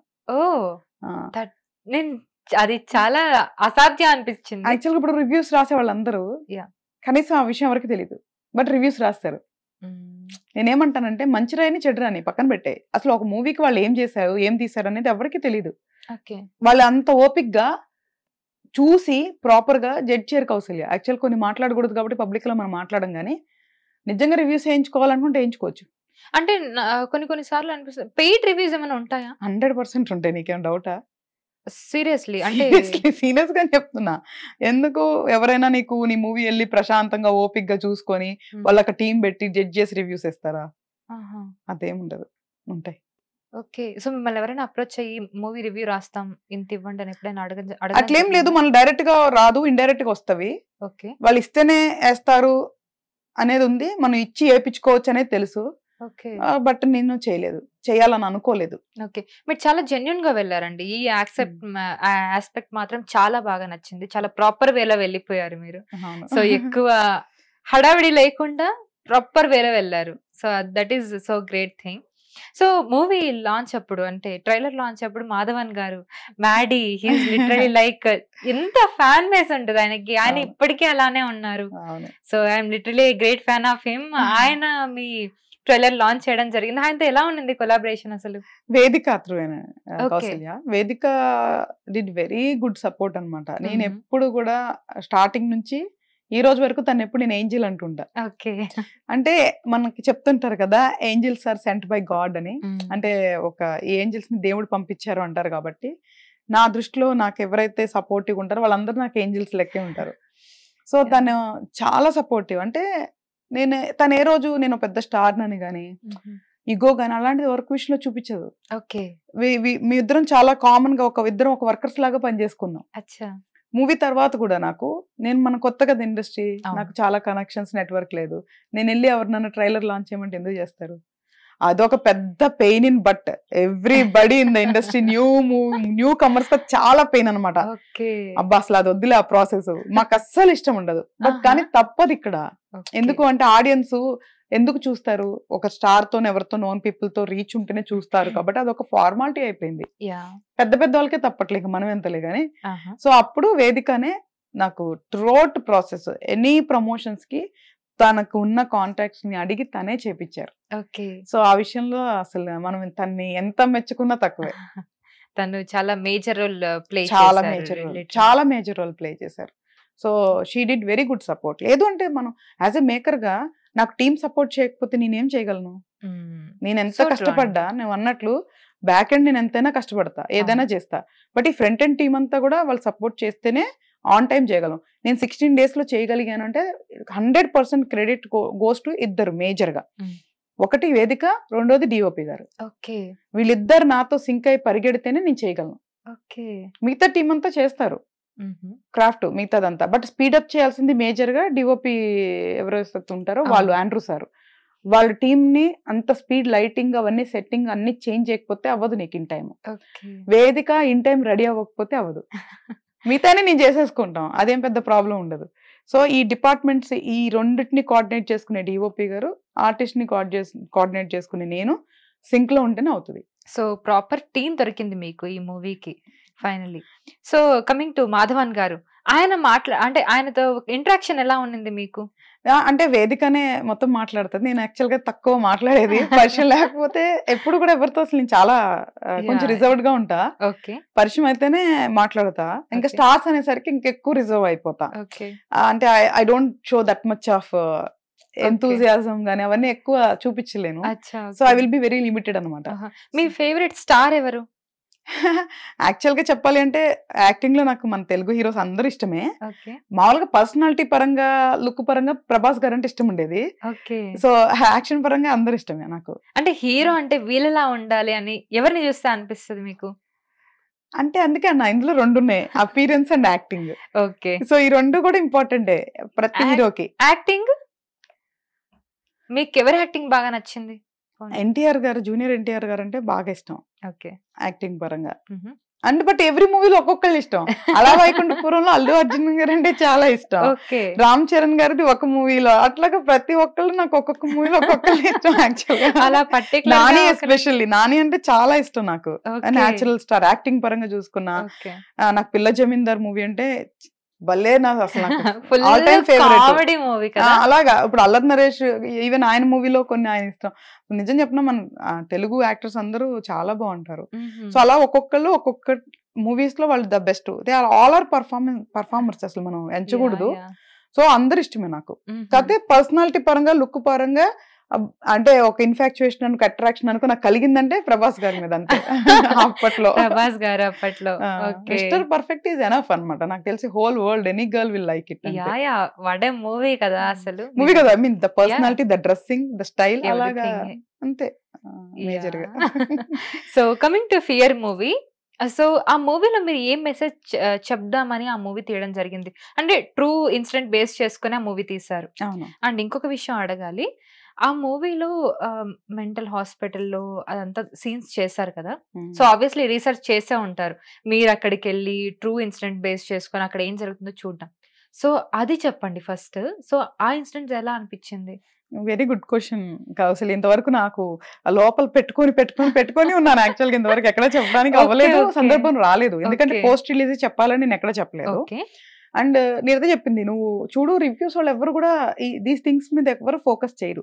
ఒక మూవీ బ్యాక్గ్రౌండ్ ఎలా వచ్చింది ఏంటి అనేది కూడా ఉండదు ఎవరికి కూడా. సో ఇది బేసికల్ గా ఒక మెంటల్ డిజార్డర్ మీద బేస్ చేసి తీసుకున్నాం. ఎందుకు ఇదే తీసుకున్నాం అంటే ఎవ్రీబడి ఇప్పుడు యాజ్ ఆఫ్ సొసైటీలో అందరూ కూడా ఫిజికల్ అబ్యూస్ గురించి ఎక్కువ మాట్లాడుతున్నారు. మెంటల్ అనేది చాలా మోర్ ఇంపార్టెంట్. ఎందుకంటే ఫిజికల్ గా గాయం తగ్గాలి అన్నా, నీకు ఫిజికల్ గా జరిగిన డ్యామేజ్ తగ్గాలి అంటే అది మెంటల్ రిలేటెడే, మైండ్ రిలేటెడ్. మెంటల్ అంటే పిచ్చి కాదు, మైండ్ అన్న mind related. So everything is mind related. ఇప్పుడు ఒకళ్ళు వచ్చి నన్ను కొట్టారు, నా మైండ్ హర్ట్ అయితేనే హర్ట్ అవుతాం కదా, బాడీ కాదు హర్ట్ అయ్యేది. It is all about your thought process, it is all about your mind. So ఎవరైనా నేను హార్మ్ చేస్తున్నారు అంటే శరీర గాయం క్యూర్ అవుతుంది, కానీ మైండ్కి అయ్యే గాయం క్యూర్ అవుతుంది. ఒకళ్ళు ఎవరైనా ఒక అమ్మాయిని ఒకళ్ళు బలవంతం చేస్తున్నా, లేదా ఒకళ్ళని అబ్యూస్ చేస్తున్నా, ఒకళ్ళని టీజ్ చేస్తున్నా, హర్టింగ్ ఎక్కడ వస్తుంది మనకి? ఇక్కడ వస్తుంది. సో మెంటల్ హెల్త్ అనేది చాలా ఇంపార్టెంట్. సో ఈ మెంటల్ హెల్త్ లో మనం అన్ని కవర్ చేయలేము కాబట్టి ఒక ఇంపార్టెంట్ డిసీజ్ ఇదే ఎందుకు తీసుకున్నాను అంటే, నేను స్టడీ చేసిన దాంట్లో మెంటల్ అసైలంలో 50 to 60% ఆఫ్ ద పీపుల్ ఉండేది హెల్యూసినేషన్స్ వల్ల. సో మేజర్ మెంటల్ డిజార్డర్ వచ్చేది హెల్యూసినేషన్స్ తో. సో ఈ హెల్యూసినేషన్ ఏదైతే ఈ డిసీజ్ ఉందో అసలు ఎంత విచిత్రం అంటే చాలా మందికి తెలియని కూడా తెలియదు, వాళ్ళకి ఉంది అని తెలీదు, చూసే వాళ్ళకి కూడా చాలా మందికి తెలియకపోవచ్చు. అంత సింపుల్ గా ఈ డిసీజ్ ఉంటది.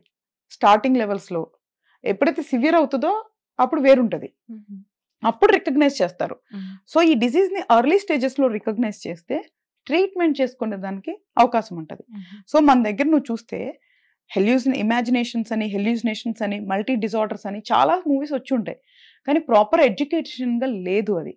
సో కాబట్టి ప్రాపర్ ఎడ్యుకేషన్ ఉండాలి దీనికి అని ఆలోచనతోనే దీన్ని నేను చేసిన. అలా అని చెప్పి నేను ప్రీచింగ్ చేశాను అనుకో ఎవరు వినరు. సో కాబట్టి దాన్ని స్క్రీన్ ప్లే మోడ్ లో డిఫరెంట్ గా చూపించాలి అని చెప్పి నేను చూపించడం జరిగింది అనమాట. ఒక చైల్డ్ చిన్నప్పుడే ఎప్పుడైతే గ్రో అవుతుంటామో అప్పుడే మన మైండ్ ఇవన్నీ కూడా ఎవ్రీథింగ్ డెవలప్ అవుతా ఉంటాయి.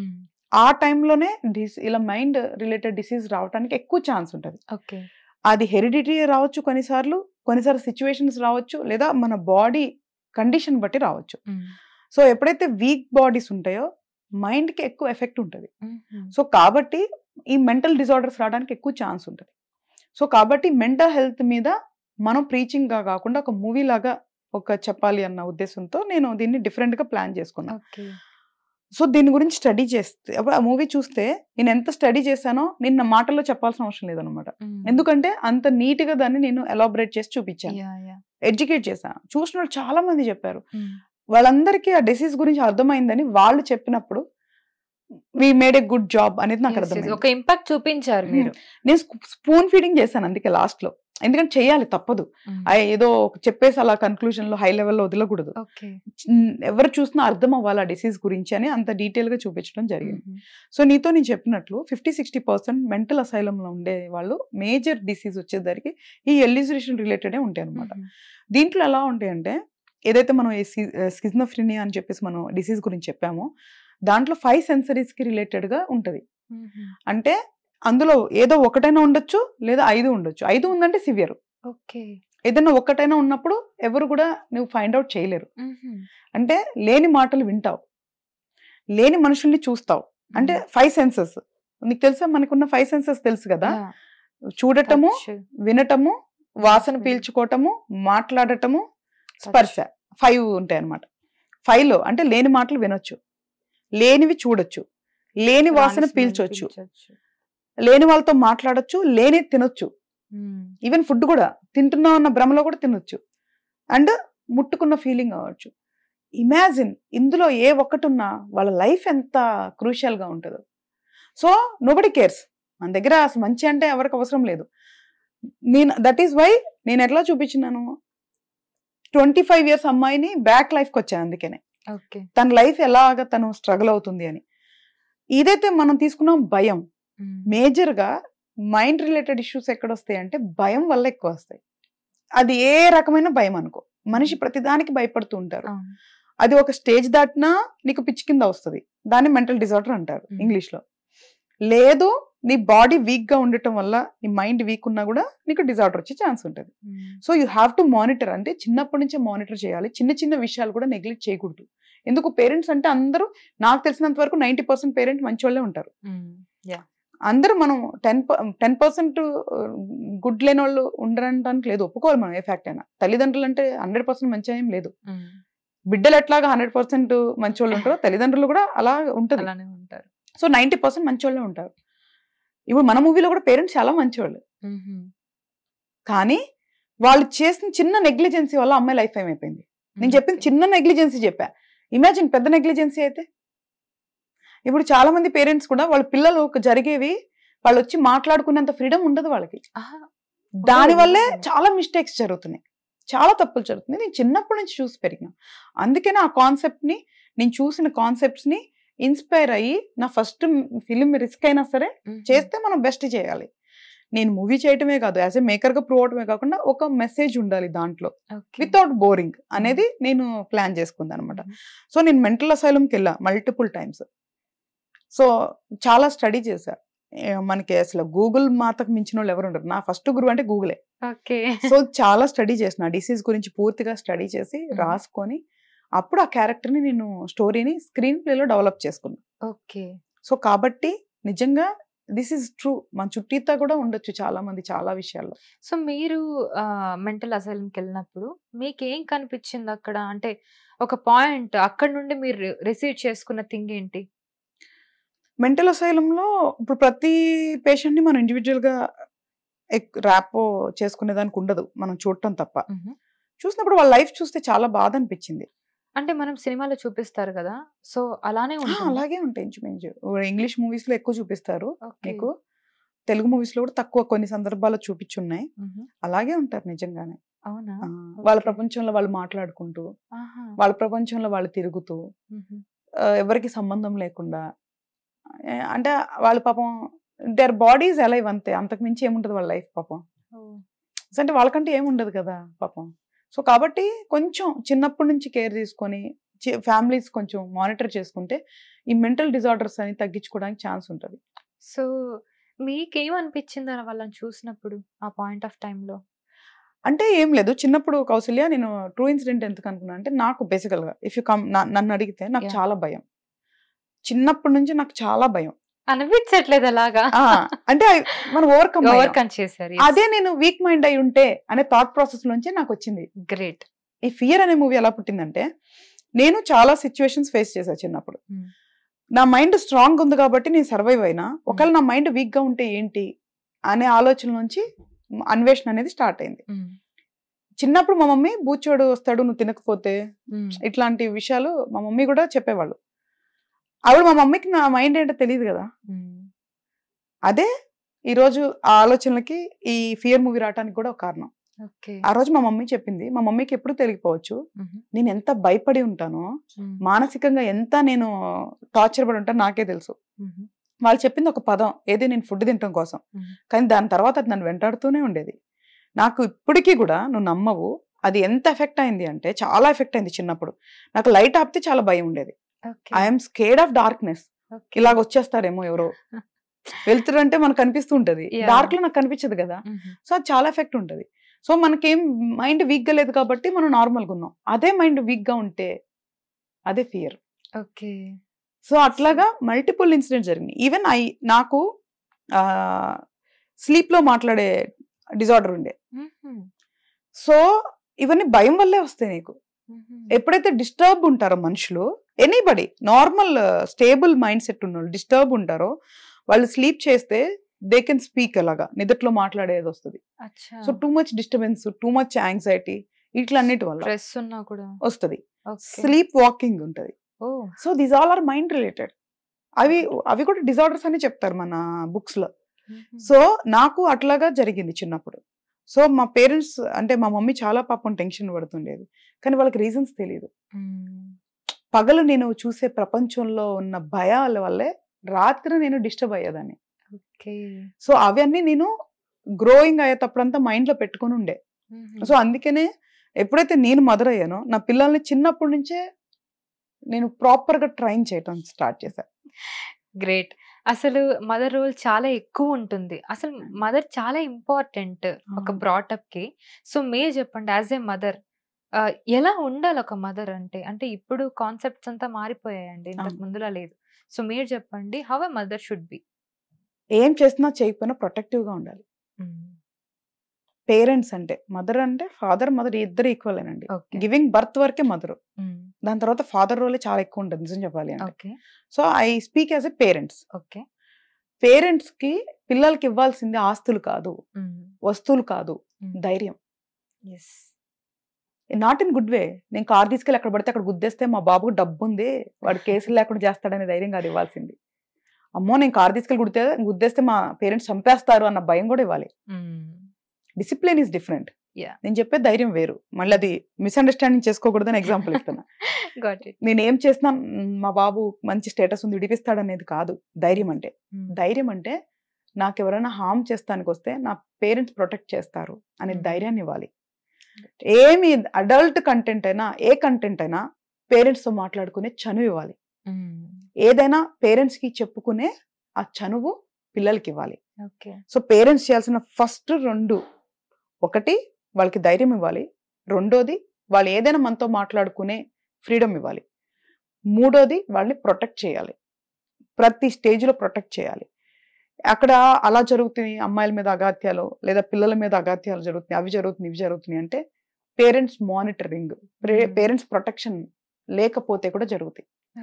సో ఇప్పుడున్న జనరేషన్ లో ఇప్పుడున్న సిచ్యువేషన్ ఇంత బ్యాడ్గా ఉంది కాబట్టి ఇంకెక్కువ ప్రొటెక్షన్ ఇవ్వాలి, ఎక్కువ ప్రొటెక్షన్ ఇవ్వాలి. You have to be monitor. Morning వెళ్ళిన దగ్గర నుంచి ఈవినింగ్ వచ్చే వరకు మన పిల్లలు ఎవరితో ఉంటున్నారు, ఉండేవాళ్ళు కరెక్టా కాదా, నైబర్స్ ఎవరు వస్తున్నారు, అసలు రిలేషన్స్ వాళ్ళతో ఎలా బిహేవ్ చేస్తున్నారు. కెమెరాస్ ఉండాలి ఇంట్లో, మేడ్స్ని పెట్టుకున్నా ఎవరున్నా లేకపోయినా కెమెరాస్ ఉండాలి, ట్రాకింగ్ సిస్టమ్ ఉండాలి పిల్లలకి. So protection is very much important. అప్పుడు వాళ్ళు మెంటల్గా హ్యాపీగా ఉంటారు. ఓకే. ఇంకా అంతకు మించిన ఆస్తి ఏముంటుంది. సో ట్రూ అండి. ఇప్పుడు అంటే ఫోన్లు చేతికి ఇచ్చేస్తున్నారు, వాళ్ళ పనులు వాళ్ళు చేసుకుంటున్నారు. సో నిజంగా మీరు చెప్పింది చాలా ఇంపార్టెంట్. అలా ఉంటే ఇంకా బెటర్గా ఉంటారేమో. So coming to you, so yeah movie related అంతా అయిపోయింది. ఐ హర్డ్ దట్ మీరు ఆస్ట్రాలజర్ కూడా అని. సో ఆస్ట్రాలజీ అంటేనే నాకు నమ్మాలా లేదా అనే ఒక థాట్ వస్తుంది. జనరల్ గా చూస్తూ ఉంటాం స్కామ్స్ ఎక్కువ జరుగుతున్నాయి ఆస్ట్రాలజీలో. ఇప్పుడు యాప్స్ వచ్చేసాయి, వాటికి ఆన్లైన్ లో ప్రమోషన్స్ ఎక్కువైపోయింది, ఫ్రాడ్స్ జరుగుతున్నాయి. నాకు తెలిసిన ఒక ఫ్రెండ్ 7,000 ఏదో పంపించమంటే అసలు ఆస్ట్రాలజీ జాతకాల పిచ్చి ఎక్కువైపోయి పంపించేసింది. సో అవన్నీ చూసినప్పుడు అనిపిస్తుంది నిజంగానే ఆస్ట్రాలజీని నమ్మాలా? నాకు ఫస్ట్ బిఫోర్ సబ్జెక్ట్ నేను ఇక్కడ ఒక క్వశ్చన్ వేస్తాను. ఇప్పుడు నువ్వు చెప్పిన ఎగ్జాంపుల్లో పంపించమన్నోళ్ళది తప్ప పంపించిన వాళ్ళది తప్ప? పంపించిన వాళ్ళదే తప్పు. అసలు ఏది తెలియకుండా మూఢనమ్మకం అంటారు కదా, అలా నమ్మేసి ఇందాక నీకు పైరసీలో ఏదైతే చెప్పానో అది కూడా ఇక్కడ క్లాజ్ అప్లికేబుల్ అవుతుంది. మోసపోయే వాళ్ళు ఉన్నంత వరకు మోసం చేసేవాళ్ళు ఉంటారు, మోసం చేసేవాళ్ళు ఉన్నంత వరకు మోసపోయే వాళ్ళు ఉంటారు. మనం ఆపేది ఎవరిని? మోసపోయే వాళ్ళని ఆపాలి, మోసం చేసే వాళ్ళని మనం ఆపలేం. సో ఏ సబ్జెక్ట్ అయినా కౌసల్య ఎంత వరకు నమ్మాలో అంతవరకు నమ్మితే మంచిది. అది ఏ సబ్జెక్ట్ అయినా, ఈవెన్ ఆస్ట్రాలజీ కూడా. నేనే స్వయంగా ఎన్నో వీడియోస్ లో ఇంటర్వ్యూస్ లో చెప్తా, దీన్ని బలహీనంగా తీసుకోవద్దు, మూర్ఖత్వంతో తీసుకోవద్దు, అనాగరికంగా చూడొద్దు. ఆస్ట్రాలజీని కూడా పార్ట్ ఆఫ్ సైన్స్ చూడండి. ఏదో నేను ఆస్ట్రాలజీ చెప్తున్నాను కదా అని దాన్ని సపోర్ట్ చేయట్లా. నేను పర్సనల్ గా ఎంతో స్టడీ చేసి ఎన్నో ప్రాక్టికల్స్ చేసి ఎన్నో రియల్ ఎగ్జాంపుల్స్ చూసిన తర్వాతే నేను నమ్మటం స్టార్ట్ చేశాను. మీరు ఎంత మల్టీ టాస్కర్ అండి బాబు. అసలు ఒకవైపు బిజినెస్ చేస్తున్నారు, ఒకవైపు ఇండస్ట్రీలో వర్క్, ఇన్ని రకాల క్రాఫ్ట్స్ నేర్చుకున్నారు, అండ్ దెన్ ఆస్ట్రాలజీ కూడా నేర్చుకున్నారు మీరు. ఇయర్స్ కొన్ని చదివిన పుస్తకాలు, చాలా పుస్తకాలు చదివేసి ఉండుంటా. ఆన్లైన్ లో కూడా ఎన్నో ఆర్టికల్స్ చదివేసి ఉండుంటా. ఏది ఆస్ట్రాలజీ బుక్స్ కాకుండా. I have done professional graduation in astrology other than this. So ఇది ఒకటి ఉంటుందని కూడా చాలా మందికి తెలియదు, ఇందులో గ్రాడ్యుయేషన్ ఉంది అనేది కూడా. యూనివర్సిటీస్ ఉన్నాయి, you can officially graduate. Okay, nice. So even నేను పిహెచ్డి చేసిన దాంట్లోనే నాకు డాక్టరేట్ వచ్చింది కూడా ఆస్ట్రాలజీలోనే. సో కాబట్టి నేనేమంటున్నాను అంటే ఏది కూడా మూర్ఖంగా నమ్మొద్దు అంటున్నా నేను. సో ఇప్పుడు ఆస్ట్రాలజీ తప్పు, అది ఇది నమ్మకూడదు, నమ్మాలి అని ఇన్ని రకాలుగా మాట్లాడతారు కదా. నేనేమంటానంటే నీ కుటుంబంలో ఉన్న తల్లిదండ్రులు నమ్మనోళ్ళు చాలా మంది ఉంటారు, నీ సిస్టర్స్ ని బ్రదర్స్ ని నమ్మనోళ్ళు చాలా మంది ఉంటారు, ఫ్రెండ్స్ ని నమ్మనోళ్ళు చాలా మంది ఉంటారు. వీళ్ళు ఎలాగబ్బా ఒక సబ్జెక్ట్ గురించి మాట్లాడతారు అని ఆశ్చర్యం వేస్తుంది. నువ్వు పెరిగే వాళ్ళతోనే నువ్వు నమ్మవు, ఒక సబ్జెక్ట్ గురించి జడ్జ్ చేసేస్తారే వీళ్ళు అనిపిస్తుంది. ఆస్ట్రాలజీ సబ్జెక్ట్ అనేది నిజమని నేను నమ్ముతున్నా. నమ్మమని నేను ఎవరిని ఫోర్స్ చేయను, నెంబర్ 1. నెంబర్ 2, నేనైతే నీకు చెప్పినానో దీంట్లో మూర్ఖత్వంగా ఉండకూడదు, ప్రాక్టికల్గా ఉండాలి. మూడోది ఏంటి అంటే నువ్వు ఎంచుకునే పర్సన్ కరెక్ట్ అయి ఉండాలి. ఓకే. సో ఆ పర్సన్స్ ని ఎలా చూస్ చేసుకోవాలి అంటే జాతకాల్ని నమ్మాలి అని అంటారు. ఎందుకంటే పెళ్లి చేసుకునే ముందు ఖచ్చితంగా జాతకాలు చూస్తారు. పిల్లలు పుట్టిన తర్వాత జాతకాలు చూస్తారు. సో వాటిని బట్టే గండాలంటారు. చాలా చెప్తూ ఉంటారు. సో ఇవన్నీ నమ్మాలా లేదా అనే ఒక కన్‌ఫ్యూజన్‌లో కూడా కొంతమంది ఉంటారు. సో అందుకోసం మీకు ఈ క్వెషన్ అడుగుతున్నాను. ఇప్పుడు నీకు ఫీవర్ వచ్చింది కౌసల్య, ఏం చేస్తావు ఫస్ట్? డాక్టర్ దగ్గరికెళ్తాం. ఏ డాక్టరు? ఫిజిషియన్, జనరల్ ఫిజిషియన్ దగ్గరికెళ్తాం. అంటే ఆయన పేరు బట్టి వెళ్తావా? లేదంటే ఆయనకేమైనా క్వాలిఫికేషన్ ఉంటదా? క్వాలిఫికేషన్ ఉంటుంది ఎంబీబీఎస్. ఓకే. అంటే నీకు ఫీవర్ వచ్చినప్పుడు జస్ట్ ఫీవర్ వచ్చినప్పుడు ఒక ఎంబీబీఎస్ చేసిన డాక్టర్ దగ్గరికెళ్ళి ట్రీట్మెంట్ చేసుకుంటావు. ఓకే. మరి నీ జీవితం గురించి తెలుసుకోవాలనుకుంటున్నప్పుడు ఎవరు పడితే వాళ్ళ దగ్గరికి ఎట్లా వెళ్తున్నావు? వాట్ దేర్ క్వాలిఫికేషన్ చూడాలి కదా. యాహ్! వాట్ దేర్ ప్రొఫైల్ చూడాలి కదా. సో అది ఎవరు బట్టి వాళ్ళు ఉంటది. You have to investigate. నువ్వు ఎవరి దగ్గరికి వెళ్తున్నావో ఆ వ్యక్తి కరెక్ట్ అయిన పర్సనా కాదా అని ఇన్వెస్టిగేషన్ చేసే బాధ్యత ఫస్ట్ నీకే ఉంటది. ఓకే. సరే, మనం ఏదో మనకున్న జ్ఞానంతో ఇన్వెస్టిగేషన్ చేసుకున్నాం. వెళ్తావు. వెళ్ళిన తర్వాత నువ్వు అన్నట్లు వాళ్ళు 100 రకాలు చెప్తారు. బట్ యూ షుడ్ జడ్జ్ కదా వాళ్ళు చెప్పేది కరెక్టా కాదా అనేది. ఇండివిజువల్ నాలెడ్జ్ మీద ఆధారపడి ఉంటది. ఓకే. సో నేనేమంటానంటే ఈ రోజు వరకు నువ్వు నాకు త్రూఅవుట్ హిస్టరీ, నా ఆస్ట్రాలజీ, నా క్లయింట్స్ హిస్టరీలు చూస్తే లక్షలు పెట్టి నేను ఎవరికి పూజలు చేయించాల, లక్షలు ఖర్చులు చేయించాల. వాళ్ళు అడిగినా నేను చేయించను. ఎందుకంటే ఐఎమ్ వెరీ ప్రాక్టికల్ పర్సన్. నాకు ఈ సబ్జెక్ట్ తెలుసు అని ఎందుకు అంత ఖచ్చితంగా చెప్తున్నానంటే నాకు తెలుసు గ్రహాలను మనం మార్చలేం, వాటి స్థానాన్ని మార్చలేం. అర్థమవుతుందా? తలరాతలు మార్చలేం. ఇది వెరీ క్లారిటీగా చెప్తా. బీయింగ్ అన్ ఆస్ట్రాలజర్ చెప్తా నేను చాలా ప్రౌడ్గా. కానీ ఆస్ట్రాలజీ సబ్జెక్ట్ ఏం చేస్తుందంటే వర్షం వస్తుంది అని వెదర్ వాళ్ళు రిపోర్ట్ చెప్తారు. వాళ్ళు they are professions in their weather కదా, వెదర్ రిపోర్టింగ్ లో ప్రొఫెషన్స్ కదా వాళ్ళు ఏం చెప్తారు? పలానా టైంలో వర్షం వస్తుంది, నువ్వు జాగ్రత్తగా ఉండు, గొడుగు పట్టుకో, లేకపోతే ఇంట్లో ఉండు, లేదా నువ్వు తిరుగు అని చెప్తారు కదా. అవును. అంటే అలాగే ఆస్ట్రాలజర్స్ కూడా నీకు నీ జీవితంలో ఇలాంటి సమస్య వస్తుంది, నువ్వు జాగ్రత్తగా ఉండు, లేదా పలానాప్పుడు పలానా జరుగుతుంది, పలానా టైంలో దుష్ట గ్రహాలు వస్తాయి, ఆ టైంలో కొంచెం నువ్వు జాగ్రత్తగా ఉండు, నోరు దగ్గర పెట్టుకో, ఒళ్ళు దగ్గర పెట్టుకో అని చెప్తాం. అంతకు మించి ఏం చెప్పలేడు ఒక ఆస్ట్రాలజర్. ఏదన్నా కొన్ని పాజిటివ్ ఎనర్జీ ఇవ్వడానికి ట్రై చేస్తాము. 2 మెథడాలజీస్, ఒకటి నెగిటివ్ ఎనర్జీ తగ్గించాలి, ఒకటి పాజిటివ్ ఎనర్జీ పెంచాలి. వాటికి వెరీ చిన్న మార్గాలు, అవే ట్రై చేస్తాం. అంతే తప్ప వాళ్ళ సాటిస్ఫాక్షన్ కోసం మాయ మాటలు చెప్పి పూజలు చేస్తే వాళ్ళకు కూడా కర్మ అనేది ఉంటుంది. చెప్పే వాళ్ళకి కూడా కర్మ అనేది ఉంటుంది. ఎందుకు ఉండదు?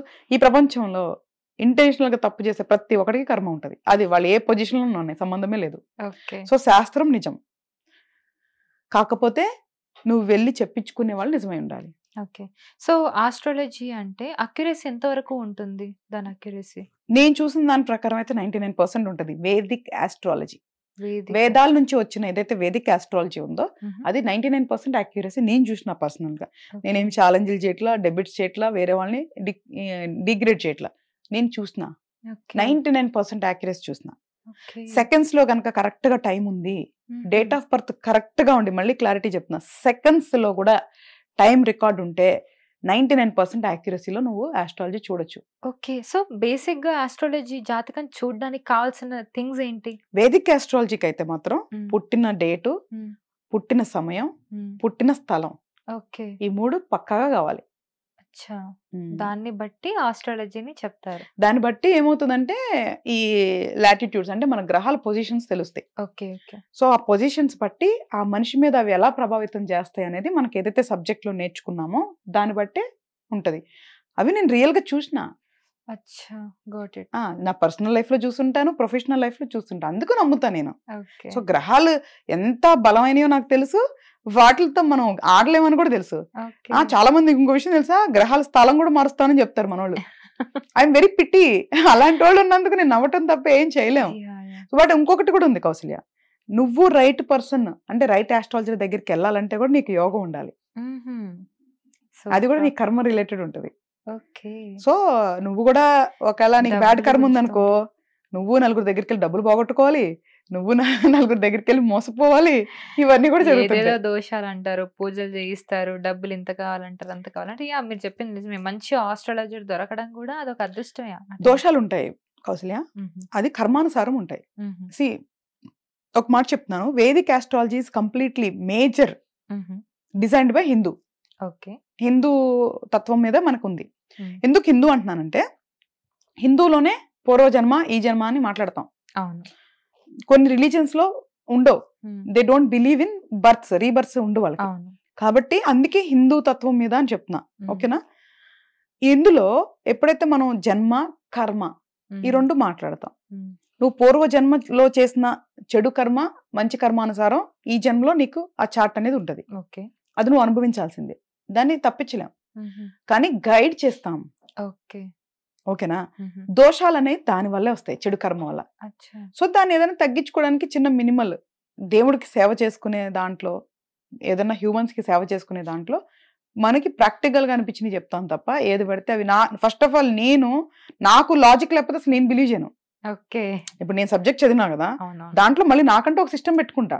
ఎందుకంటే కొన్ని ఓల్డ్ ట్రెడిషన్స్ ఉంటాయి, ఇప్పుడు అవి వర్కౌట్ అవ్వకపోతే లాజికల్ గా ఉండాలి. కానీ మన దాంట్లో మెచ్చుకోదగ్గ చాలా ఉన్నాయి. మన వాళ్ళు చాలా మంది కించపరుస్తూ బయట వాళ్ళు కించపరుస్తుంటారు. సబ్జెక్ట్ వచ్చింది కాబట్టి క్విక్ గా ఒక పాయింట్ చెప్తా. కేతువుకి దోషం ఉంది అంటే స్ట్రీట్ డాగ్స్ కి ఫీడ్ ద ఫుడ్ అని చెప్పి మన దగ్గర శాస్త్రంలో ఉంది.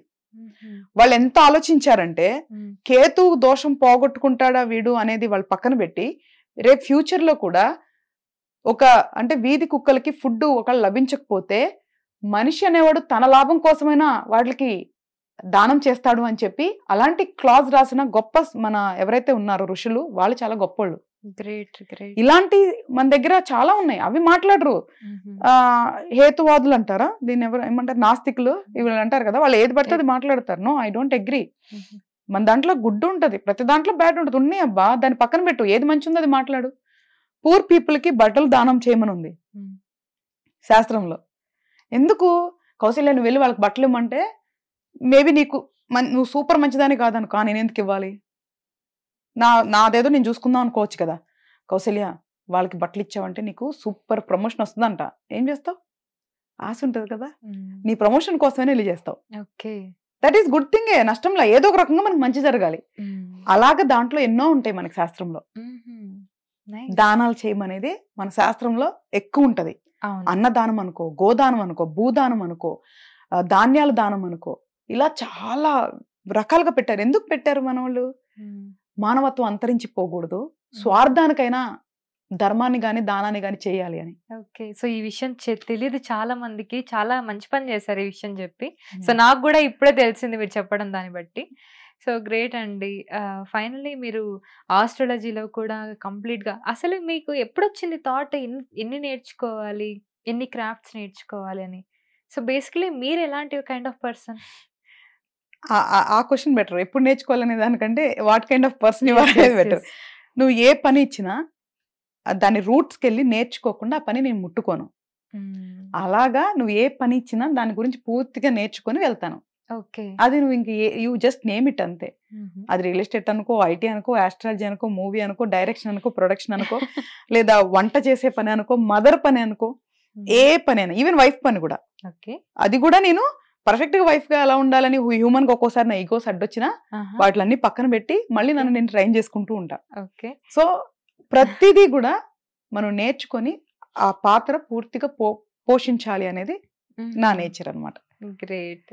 సో కమింగ్ టు ఇండస్ట్రీలో మీరు వర్క్ చేశారు కదా, సో మీకు నచ్చని విషయం అంటే ఏదైనా ఉందా? ఎస్ ఉంది. డిఫరెన్సియేషన్ రిలేటెడ్ టు పెద్దవాళ్ళు చిన్నవాళ్ళు. పెద్దవాళ్ళు చిన్నవాళ్ళు అంటే ఫినాన్షియల్ స్టేటస్ చూసా, లేదంటే ఎలా? ఫినాన్సే కదా, ఇంకేముంటది. ఫినాన్స్ లేకుండా పేరున్న వాళ్ళు ఎవరున్నారు? అబ్దుల్ కలాము, ఇలాగా అబ్దుల్ కలాం గారు, వీరేశలింగం పంతులు గారు, ఇట్లా చాలా మంది, కొంతమంది ఇంకా ఉన్నారు మన దగ్గర. ఏది ఫినాన్స్ లేకుండా స్టేటస్ ఉన్న గొప్ప మహానుభావులు కూడా చాలా తక్కువ ఉన్నారు. ఈ రోజు స్టేటస్ అంటే ఫినాన్స్ తోనే వస్తుంది కౌశల్య, మంచితనంతో రావట్లేదు.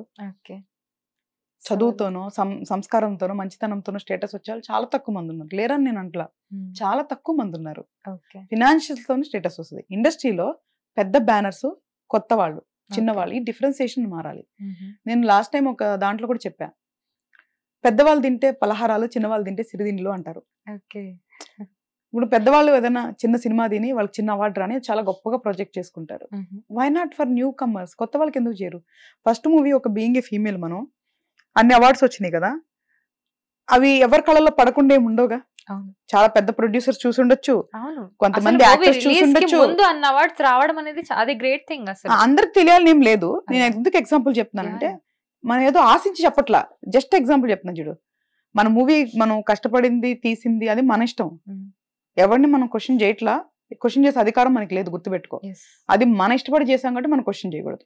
ఈ డిఫరెన్సియేషన్ గురించి ఎగ్జాంపుల్ చెప్తున్నా. Yeah. ఎవరో ఒకళ్ళు దృష్టి పడి ఉంటుంది కదా, మనం అడగకుండా ఎవరోతో రిఫరెన్స్ లేకుండా ఓన్ గా పోస్టులు పెట్టే పెద్ద డైరెక్టర్లు, పెద్ద ప్రొడ్యూసర్లు, పెద్ద యాక్టర్లు ఎవరున్నారు ఇండస్ట్రీలో? అర్థమైందా? అది నేను చెప్తున్నా. అప్రిసియేషన్ అనేది ఉండాలి వాళ్ళ స్టేటస్ బట్టి. ఎవరో సోషల్ మీడియా మెయింటైన్ చేస్తారు, Mm. వాళ్ళకి టైం ఉండదు, Mm. వాళ్ళకి తెలిసి ఉండొచ్చు, తెలియకపోయి ఉండొచ్చు. Okay. ఏదో రిఫరెన్స్ లో పెయిడ్ అవే కాకుండా న్యాచురల్ గా ఇలా చేస్తున్న వాళ్ళు కూడా ఇప్పుడు వేరే ఎవరికో గోల్డ్ మెడల్ వస్తే స్పోర్ట్స్ లో పెడుతున్నారే, Mm. మరి మూవీ ఇండస్ట్రీలో ఎందుకు చూడట్లా? మీ ఓన్ ఫీల్డ్ లో అవును. చూడాలి కదా. చూడాలి. తెలిసి కూడా పెట్టిన వాళ్ళు ఎంతమంది ఉండుంటారు? అలా చేస్తే ఆ డిఫరెన్సియేషన్ తగ్గిద్ది కదా. అవును. అది నేను చెప్తున్నా. Mm. సో డెఫినెట్ గా న్యూ కమ్మర్ని ఎంకరేజ్ చేస్తాం, అది చేస్తాం, ఇది చేస్తాం అని చెప్తుంటారు ప్రాక్టికల్ గా. అండ్ ఎవరి కాళ్ళు ఓన్ గా ఫైట్ చేయగలం అనుకుంటేనే రావాలి. Mm. అలా నేను వాళ్ళ మీద జాలి చూపించమంటలా. Okay. కాకపోతే అప్రిసియేషన్ అనేది ఉంటే Mhm. ఎంకరేజ్మెంట్ ఉంటది. Mm. చాలా నిజంగానే. మందికి కూడా అదొక ధైర్యం ఉంటది, పుషప్ ఉంటది. ప్రతి ఫీల్డ్ లోనూ అప్రిషియేషన్ అనేది మస్ట్ అండ్ Must. షుడ్ అసలు అది. ఉండాలి. అడిగితే తప్ప, ఎంతో కష్టపడితే తప్ప పోస్టులు రావు ఇక్కడ. సో ఆ డిఫరెన్సియేషన్ ఉండకూడదని ఐ జస్ట్ సే ప్రొడ్యూసర్స్ కానీ డైరెక్టర్స్ కానీ వాళ్ళకి కానీ. సో మూవీ అనే మోజ్ ఉంటుంది, ఇండస్ట్రీ అనే మోజ్ చాలా మందికి ఉంటుంది. అంటే ఈ 24 క్రాఫ్ట్స్ లో ఈ అన్ని క్రాఫ్ట్స్ లోనూ ఉంటారు. కొంతమందికి కెమెరా డిపార్ట్మెంట్ అంటే ఇష్టం ఉంటుంది. ఇండస్ట్రీ అనేది పెద్ద సముద్రం లాంటిది. సో చాలా క్రాఫ్ట్స్ లో చాలా రకాలుగా వాళ్ళకి ఇంట్రెస్ట్ ఉండొచ్చు. వాళ్ళు ఇండస్ట్రీకి రావాలంటే ఫస్ట్ వాళ్ళు ఎలా రావాలి, అంటే వాళ్ళు ఎలా సరే అవ్వగలుగుతారు ఇండస్ట్రీలో? మనం చేసే వృత్తి మీద గౌరవం ఉండాలి, ఇష్టం ఉండాలి. నువ్వు అన్నట్టు ప్యాషన్ కూడా ఉండొచ్చు ఎక్కువ, మోర్ దాన్ ఇష్టం ప్యాషన్ అనొచ్చు. మనం పిచ్చి ఉండకూడదు, మోజు ఉండకూడదు. Okay, know that is not correct. అలాగా మన ఇండస్ట్రీలో ఉండటం అనేది కరెక్ట్ కాదు. నేను కూడా చూసా చాలా మంది. నువ్వు అన్నట్లు ఎలాగా మనం వచ్చి ఎక్కడ అప్రోచ్ అవ్వాలి, ఈ పని ఎలా చేయాలి, ఇదన్నీ ప్రయత్నం అంటాం. అవును, అవన్నీ ప్రతి ఇండస్ట్రీలో ఉంటాయి. మనం ఒక ప్రొఫైల్ ప్రిపేర్ చేసుకోవటం, 4 చోట్ల జాబ్ కోసం తిరగటం, వెయిట్ చేయటం, ఇట్లా చేయటం అన్నీ ఉంటాయి. ఇక్కడ ఏంటి అంటే సర్వైవల్ కూడా కష్టం అవుతుంది కొన్నిసార్లు. ఓకే, అంటే తినడానికి కూడా ఉండదు, ఉంటది. కాబట్టి నేనేమంటానంటే సర్వైవల్ అట్ ద ఫిట్టెస్ట్ అని ఫస్ట్ సర్వైవల్ చూసుకుంటూనే చూసుకోవాలి కొన్ని. ఓకే, అర్థమైంది. ఇక్కడ టైం పడుతుంది మనీ రావటానికి, పర్లేదు అంతవరకు మనం సర్వైవ్ అవ్వగలం అంటే తప్పలేదు, ప్రయత్నించవచ్చు. సో నేనేమన్నా అంటే పిచ్చి మోజు కాకుండా దీని ఒక ప్రొఫెషన్ లాగా, దీని ఒక అందమైన వృత్తి లాగా గౌరవించి మంచిగా హ్యాపీగా పని చేసుకోవచ్చు. సో ఆ మోజుతో పిచ్చితో తప్పులు చేయొద్దు అనేది నేను ఎవరికైనా చెప్తా, ఏ ఇండస్ట్రీలోనూ చెప్తాను. ఓకే, సో హరిత గారు ఒక క్వశ్చన్ అడగాలని ఉంది మిమ్మల్ని చూసిన తర్వాత. మీ రోల్ మోడల్ ఎవరు, అంటే ఉన్నారా ఎవరైనా రోల్ మోడల్ అని? బేసికల్ గా నాకు ఒక్కొక్కసారి ఒక్కొక్కళ్ళు నేను తీసుకుంటాను. ఓకే, ప్రతిసారి అంటే బేసికల్ గా మంచి వైఫ్ గా ఉండటానికి మా మదర్ ని రోల్ మోడల్ గా తీసుకొని ఉండొచ్చు. మంచి మదర్ గా ఉండటానికి చైల్డ్హుడ్ హరితాని రోల్ మోడల్ గా తీసుకొని ఉండొచ్చు. ఎందుకంటున్నానంటే అప్పుడు నేను ఎందుకు మా మమ్మీ ఇట్లా ఉంది అని నేను ఫీల్ అయిన సందర్భాలు, నేను మదర్ అయ్యాక రిపీట్ అవ్వకూడదని నాకు నేనే రోల్ మోడల్ అయ్యా. అంటే నేను చాలా అసంతృప్తి ఉంది చాలా సందర్భాల్లో. అసలు నేను ఏం చేస్తున్నానో మా అమ్మకి తెలీదు. నేను అదే చెప్తా, అప్పుడు నేను ఎందుకు ఈ మూవీ తీసానంటే పిల్లలు ఏం చేస్తారో తెలీదు, వాళ్ళు చెడ్డోళ్ళు కాదు, వాళ్ళు పనుల్లో పడి అలా వదిలేస్తుంటారు. చాలా విషయాలు మా మమ్మీకి తెలియపోయి ఉండొచ్చు నా జీవితంలో ఏం జరిగినాయో. సో అప్పుడు ఒక మంచి మదర్ గా అవ్వాలి అనుకోవటం నాకు నేనే రోల్ మోడల్ అయి ఉండొచ్చు. ఎవరి దగ్గర చేయి చాచకూడదు అనే విషయం మా తాత దగ్గర నేను రోల్ మోడల్ అయి ఉండొచ్చు. ఇలాగా ప్రతి ఒక్కళ్ళు నాకు నచ్చిన విషయాలు తీసుకొని I might not Born like this, నేను ఇలా పుట్టుండకపోవచ్చు, నేను ఇట్లా తయారయ్యాను. చాలా మంది గొప్ప గొప్ప వ్యక్తుల్ని చూసి ఇన్స్పిరేషన్ గా తీసుకొని ఆ క్వాలిటీస్ తీసుకొని నేను మౌల్డ్ అవ్వుకుంటూ వచ్చాను చిన్నప్పటి నుంచి. So there are multiple people, ఒక్కళ్ళు అంటానికి అసలు లేదు. నైస్. సో మీరు ఇన్ని రోల్స్ ప్లే చేశారు కదా, లైక్ మీరు బిజినెస్ ఉమెన్ అండ్ ఇండస్ట్రీలో చూసుకుంటే ఇందాక నేను చెప్పినట్టు writer, editor, producer, director, and ఇప్పుడు మీరు పర్సనల్ లైఫ్ లో చూసుకుంటే wife, daughter and mother. So ఇన్ని రోల్స్ లో మీకు ఫేవరెట్ అనిపించే రోల్ ఏంటి? మంచి హ్యూమన్. అన్నీ కలగలేదు. అంటే ఇవన్నీ part of life Kausalya. Yeah! కన్నామంటే పెంచుతాం, పెళ్లి చేసుకున్నామంటే ఉంటాం, పేరెంట్స్ ని గౌరవిస్తాం. ప్రతి ఒక్కళ్ళు ఏదో ఒక సందర్భంలో చేస్తూ ఉంటారు. మేబీ పర్ఫెక్టా కాదా అనేది దట్స్ ఫైన్. ఎవ్రీబడి ఇదంతా ప్లే చేయడం అనేది రెస్పాన్సిబిలిటీస్. గొప్ప విషయం ఏంటో తెలుసా, మంచి మనిషిగా బతకడం గొప్ప విషయం. అది లేకే మన ఇండస్ట్రీ సొసైటీలో ఇన్ని ఘోరాలు నేరాలు జరుగుతాయి. మంచి మనిషిని డిఫైన్ చేయడం అంటే ఏంటి? ఇందాక చెప్పాను కదా, ఇంటెన్షనల్ గా నువ్వు ఎవరిని బాధ పెట్టినంత వరకు your very great human. Okay. ఇంకేం చేయనవసరంలా, వెళ్ళి దానాలు ధర్మాలు చేయనవసరంలా. చెడు చేయి, మాకు మంచి చేసినా చెప్పిన పర్వాలా. This is what I believe అనమాట. ఓకే. సో నువ్వు సూపర్ పర్ఫెక్ట్ గా ఉండకపోయినా పర్వాలా, ఇంపర్ఫెక్షన్ గా ఉండ మాకు. సో దిస్ ఈస్ వాట్ నేనేమంటే, మానవత్వం అనేది ముఖ్యం మనకి. ఈ ఎన్నో కొన్ని కోట్ల జీవరాశుల్లో మనిషికి మాత్రమే ఆలోచన శక్తి ఉంది, మనిషికి మాత్రమే శరీరం ఉంది. హ్యాపీగా తిరగలం, మన ఇష్టం వచ్చింది చేయగలం, కానీ చెడు చేయొద్దు, ఎవరిని బాధ పెట్టద్దు. నీ లైఫ్ నీకు నచ్చినట్లు బతుకబ్బా. అసలు ఎవరికి, నిజం చెప్తున్నా కౌసల్య, నేను నిన్ను ఫీడ్ చేయనంత వరకు, నీ గురించి ఒక కమెంట్ చేసే అధికారం నాకు ఉండదు. నేను నిన్ను ఫీడ్ చేయనంత వరకు, నేను నీకు బోబెట్టినంత వరకు, నేను పోషించినంత వరకు నాకు అసలు ఎటువంటి రైట్ ఉండదు నీ గురించి మాట్లాడటానికి. అది మానాలి మన దగ్గర. మానవత్వం అనేది కావాలి. సో మానవత్వం ఉన్న మనిషి కంటే గొప్ప వాళ్ళు ఎవ్వరూ కాదు. డబ్బు ఎన్ని కోట్లన్నీ ఉన్నాయి, ఇప్పుడు పోతే తీసుకుపోతాడా? పేరు నిలిచిపోద్ది కదా. ఇప్పుడు రామానాయుడు గారు ఉన్నారు, ఆయన గురించి ఎంత మంది ఎంత గొప్పగా మాట్లాడతారు, దాసనారాయణ గారి గురించి ఎంత గొప్పగా మాట్లాడతారు. ఇట్లాగా క్యారెక్టర్ మిగలాలి, డబ్బేదేముంది, నిజమే, ఎలానో సంపాదించవచ్చు. చాలా గ్రేట్ గా చెప్పారు. అసలు మీరు చెప్తుంటే, మీరు మాట్లాడే ప్రతిదీ కూడా అరే చాలా రియలిస్టిక్ గా నిజమే కదా అనే ఒక ఆలోచన కలిగించేలా ఉన్నాయి, నాకే కాదు చూసే ప్రేక్షకులకు కూడా. సో లాస్ట్ రౌండ్ ఒకటి, so related to industry. So నేను కొన్ని పేర్లు చెప్తా, వాళ్ళని చూసిన వెంటనే టక్కున మీకు ఏం గుర్తొస్తుంది వాళ్ళ గురించి అని చెప్పండి. చూస్తేనా వాళ్ళ పేరు తలుచుకున్నా, వాళ్ళని చూసినా, వాళ్ళ సినిమాలు చూసినా మీకు ఏం గుర్తొస్తుంది? సో ఆ పర్సనాలిటీ గుర్తొస్తే చిరంజీవి గారు. ఆయన పేషెన్స్ కనిపిస్తుంది నాకు. ఓకే. ఐ డోంట్ నో ఎవరైనా చూస్తారో లేదో తెలియదు, కానీ ఆయనకి ఎంతో పేషెన్స్ ఉండకపోతే ఆయన ఈ స్థాయిలో ఉండేవాళ్ళు కాదు. బాలకృష్ణ గారు అంటే he don't care, he's like నువ్వేమనుకుంటే నాకేంది, నాలాగా నేను ఉంటా. అది చాలా పెద్ద టఫెస్ట్ టాస్క్. అందరు చాలా లేయర్స్ వేసుకొని మాస్క్ వేసుకొని బతుకుతుంటారు, నువ్వేమన్నా అనుకో అలా నేను ఉంటా. ఎనఫ్, అయిపోయింది. ఇంకా ఒకసారి యాక్సెప్ట్ చేస్తారు అనుకో, ఇంకెవరు కమెంట్ చేయరు, అంతే, అయిపోయింది. సో పవన్ కళ్యాణ్ గారు అగ్రెసివ్నెస్. ఒక లీడర్ కు ఉండాల్సిన ఆ అగ్రెసివ్నెస్ ఏదైతే ఉందో అది ఆయనలో చాలా అగ్రెసివ్నెస్ ఉంది. ప్రభాస్ గారు హార్ట్. ఎందుకంటే ద వే హీ టాక్స్, ఎప్పుడు కూడా ఎవరిని హర్టింగ్ గా కానీ ఎక్కడ మాట్లాడతాం కానీ ఆయన బిహేవియర్ గా నాకు కనిపించలేదు. సో ఏ గుడ్ హార్ట్ ఉంది ఆ పర్సన్ కనిపించింది. ఓకే. జూనియర్ ఎన్టీఆర్ గారు హార్డ్ వర్క్. చాలా కష్టపడి, సపోర్ట్ ఉండి లేక ఈ స్థాయిలో చాలా కష్టపడి, మేబీ ఎన్నో నేర్చుకుని ఉండొచ్చు, బై బర్త్ కొన్ని క్వాలిటీస్ వచ్చి ఉండొచ్చు యాక్టింగ్, బట్ ఎంతో ప్రాక్టీస్ చేసి ఉండొచ్చు. We never know behind camera what he goes through అనేది. సో హార్డ్ వర్క్ చేసి వచ్చిండు. అల్లు అర్జున్. అల్లు అర్జున్ గారి గురించి చెప్పాలి అంటే చాలా టైం తీసుకున్నా. అంటే సో థింక్ చేస్తున్నా, బికాస్ హీ హ్యాస్ బేస్, ఆయనకి బేస్ ఉంది, ఒక పెద్ద ఫ్యామిలీ నుంచి వచ్చారు. సో ఆయన ఇండివిజువల్ క్వాలిటీ కోసం సెర్చ్ చేస్తున్నాను అంతే. So he's talented. ఎందుకు అంటే ఒకటే ఫ్యామిలీలో ఎంతమంది యాక్టర్స్ వచ్చినా, ఎంతమంది ఉన్నా అందరూ సక్సెస్ అవ్వరు. ఆయన సక్సెస్ అయ్యాడంటే in the timeline movies మూవీస్ చూసి, ఆయన కూడా ఎన్నో కామెంట్స్, కాంప్లిమెంట్స్, చాలా క్రిటిసైజ్ ఎదుర్కొని ఒక స్థాయికి వచ్చారు. ఒక మెచ్యూర్డ్ యాక్టర్ ఇప్పుడు now, he's very matured actor. So కాబట్టి టాలెంట్ ఉంది, ఉండబట్టే ఈ స్థాయిలో ఉండగలిగారు. సో అది that is his own quality. Nani గారు న్యాచురల్ స్టార్. ఇంకా న్యాచురల్ స్టార్, సో కూల్ కదా అసలు. స్మైల్, ఆయన తన స్మైల్. సో న్యాచురల్ అంటే person seems to be like natural person లాగా ఉంటారు. You don't feel like is acting celebrity లాగా అని మనకు అనిపించదు, అరే మన పర్సన్ కదా అనే ఫీల్ స్క్రీన్ మీద చూస్తున్నప్పుడే అనిపిస్తుంది. yes. సమంత గారు. సమంత లైక్ చాలా ప్లెజెంట్ అనిపిస్తుంది తన స్మైల్. ఓకే. సో మేజర్ గా తన స్మైల్ నాకు చాలా ఇష్టం. చాలా ప్లెజెంట్ గా అనిపిస్తుంది. Okay.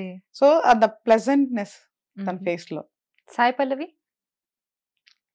She is like she's also one of angel to the industry. Very simple and humble.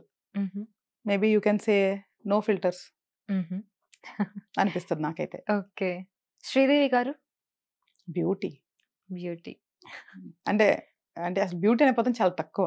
Okay. Maybe నాకు చాలా పదాలు తెలియపోవచ్చేమో కానీ extreme beauty. Okay. Rashmika Mandanna? Rashmika also very nice human అనిపిస్తుంది తను నాకు చూస్తే. షీఈస్ వెరీ స్వీట్ అనిపిస్తుంది చూస్తే. ఓకే. షీ ఆల్వేస్ స్మైల్స్ తను కూడా. Nice. And very good performer okay. And hard worker. వీళ్ళందరూ చూడు ఏ బేస్ లేకుండా వచ్చిన అమ్మాయిలు అవును. ఈరోజు స్టార్స్. ఎన్ని కష్టాలు పడి ఉంటారు నిజంగానే. కానీ వాళ్ళ మీద రాళ్ళు వేసేవాళ్ళు, వాళ్ళు మాట్లాడే వాళ్ళు, ఖాళీకి కూర్చున్న వాళ్ళు బోలంత మంది ఉంటారు. నీకెందుకు అంట నాకైతే. వాళ్ళు ఏదో వాళ్ళు కష్టపడి తిన్నారు, నువ్వు పోషించట్లా, మనకెందుకు వాళ్ళ లైఫ్, వాళ్ళ పర్సనల్ లైఫ్ అంటే. నిజంగానే. So yeah, it was wonderful conversation with you హరిత గారు. చాలా బాగా అనిపించింది మీతో మాట్లాడడం. సో హోప్ సో మనం అంతా మాట్లాడాం, అన్ని థింగ్స్ మాట్లాడామని అనుకుంటున్నాను. సో మీరు ఈ సందర్భంగా మా హిట్ టీవీ ప్రేక్షకులకి ఏదైనా చెప్పాలి అని అనుకుంటే చెప్పచ్చు. బేసికల్ గా అసలే మనం ఎవరికి ఏం చెప్పాల్సిన అవసరం ఉండదు. ఎందుకంటే మనం చెప్పినా వినొచ్చు, వినకపోవచ్చు. బట్ అయినా సరే కౌశల్య అడిగింది కాబట్టి చెప్పాలి కాబట్టి ఫార్మల్ గా చెప్తున్నాను. ఏదో నేనేదో పెద్ద గొప్పదానని నేనేం చెప్పట్లేదు. ఏమన్నా సరే నేను ఒకటే చెప్తాను, నేను ఎప్పుడు దైవాన్ని, ధర్మాన్ని బిలీవ్ చేస్తా. మనం ఏం పనన్నా చేసినా ఎవరికి హాని లేకుండా చేసినంత వరకు అన్నీ కరెక్టే. సో ఇంటెన్షనల్ గా బాధ పెట్టినంత వరకు everything is fair in life. But intentional గా బాధ పెట్టొద్దు అని చాలా చిన్న పదం వినటానికి, బట్ ఆచరించాలంటే చాలా పెద్ద టాస్క్ అది. సో కాబట్టి మూవీ ఇండస్ట్రీలో కొత్తగా వచ్చే వాళ్ళని కానీ, యంగ్ టాలెంట్ని కానీ, యంగ్ డైరెక్టర్స్ని కానీ, ప్రొడ్యూసర్స్ని కానీ ఆదరించాలంటే అది ప్రేక్షకుల చేతుల్లోనే ఉంటుంది. అఫ్ కోర్స్ బ్యాడ్ రివ్యూస్ పెట్టే వాళ్ళు ఉంటారు, బ్యాడ్ కమెంట్స్ పెట్టే వాళ్ళు ఉంటారు, సినిమా చూడకుండా సినిమా గురించి బూతులు మాట్లాడే వాళ్ళు ఉంటారు. నాకు ఈ టెక్నీషియన్స్కి కానీ, కొత్తగా వచ్చే వాళ్ళు కానీ అవి చూడమాకండి. 10లో 5 బ్యాడ్ ఉంటే 5 గుడ్ మాత్రమే చూడండి, 5 బ్యాడ్ గురించి చూడొద్దు. సో మిమ్మల్ని మీరు నమ్ముకొని, మీ కష్టాన్ని నమ్ముకొని, మీ టాలెంట్ నమ్ముకొని మంచి ఇంటెన్షన్తో చేయండి. అప్పుడు రిజల్ట్స్ కూడా బాగానే ఉంటాయి. ఏది కూడా ఓవర్ నైట్లో జరగదు. ఎనీ ఫీల్డ్లో కూడా సక్సెస్ అనేది టైం పడుతుంది. ఆ టైం వరకు వెయిట్ చేయాలి. ఆ ఓపిక ఇది మనకు ఉండాలి ఫస్ట్. కాబట్టి ఇందాక నేను కౌశల్య గారికి చెప్పినట్లు మనకి ఇష్టం ఉండాలి, ఓపిక ఉండాలి, మనం బాధ్యతగా ఉండాలి. సో ప్లానింగ్ అనేది ప్రాపర్గా ఉండాలి. సో ఇండస్ట్రీ వాళ్ళ గురించి బయట మంచిగా మాట్లాడుకునే స్థాయిలో మనం ఉండాలి. అలాగా మన మాట ఉండాలి, మన యొక్క బిహేవియర్ కూడా ఉండాలి. కాబట్టి ఇండస్ట్రీ కొత్తగా వచ్చే వాళ్ళకి కానీ, ఇండస్ట్రీ ఉండే వాళ్ళకి కానీ ఇండస్ట్రీ గౌరవం పెంచేలాగా, భద్రత పెంచేలాగా అందరం కలిసి వర్క్ చేయాలి. అలాగే ప్రేక్షకులు కూడా ఎప్పుడు మీ తెలుగు వాళ్ళని కూడా కొంచెం ఆదరించండి. ఇప్పుడు వెళ్ళి మేము మలయాళంలోకో, ఇంకో భాషలోకో, కొరియా భాషలోకి వెళ్ళి అక్కడ చేసి సినిమాలు ఇక్కడ తీసుకొచ్చే అంత టైము అలాంటివి కూడా పాసిబిలిటీస్ ఉండవు. కాబట్టి కొన్ని సినిమాలని మీరు ఆదరిస్తారని నమ్మకం ఇస్తే కనుక చాలా సినిమాలు వస్తాయి. అండ్ దయచేసి పైరసీలో చూడొద్దు.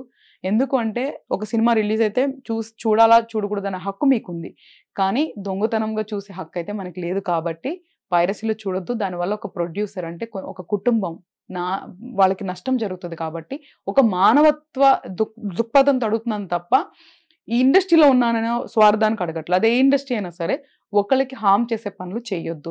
దయచేసి థియేటర్లో కానీ, ఓటీటీలో కానీ మూవీస్ చూడండి. మీకు నచ్చితే వాళ్ళని ఆదరించండి, నచ్చకపోతే వదిలేయండి. దయచేసి క్రిటిసైజ్ చేసి వాళ్ళని హర్ట్ చేయకండి. ఎందుకంటే by end of the day మనందరం మనుషులం.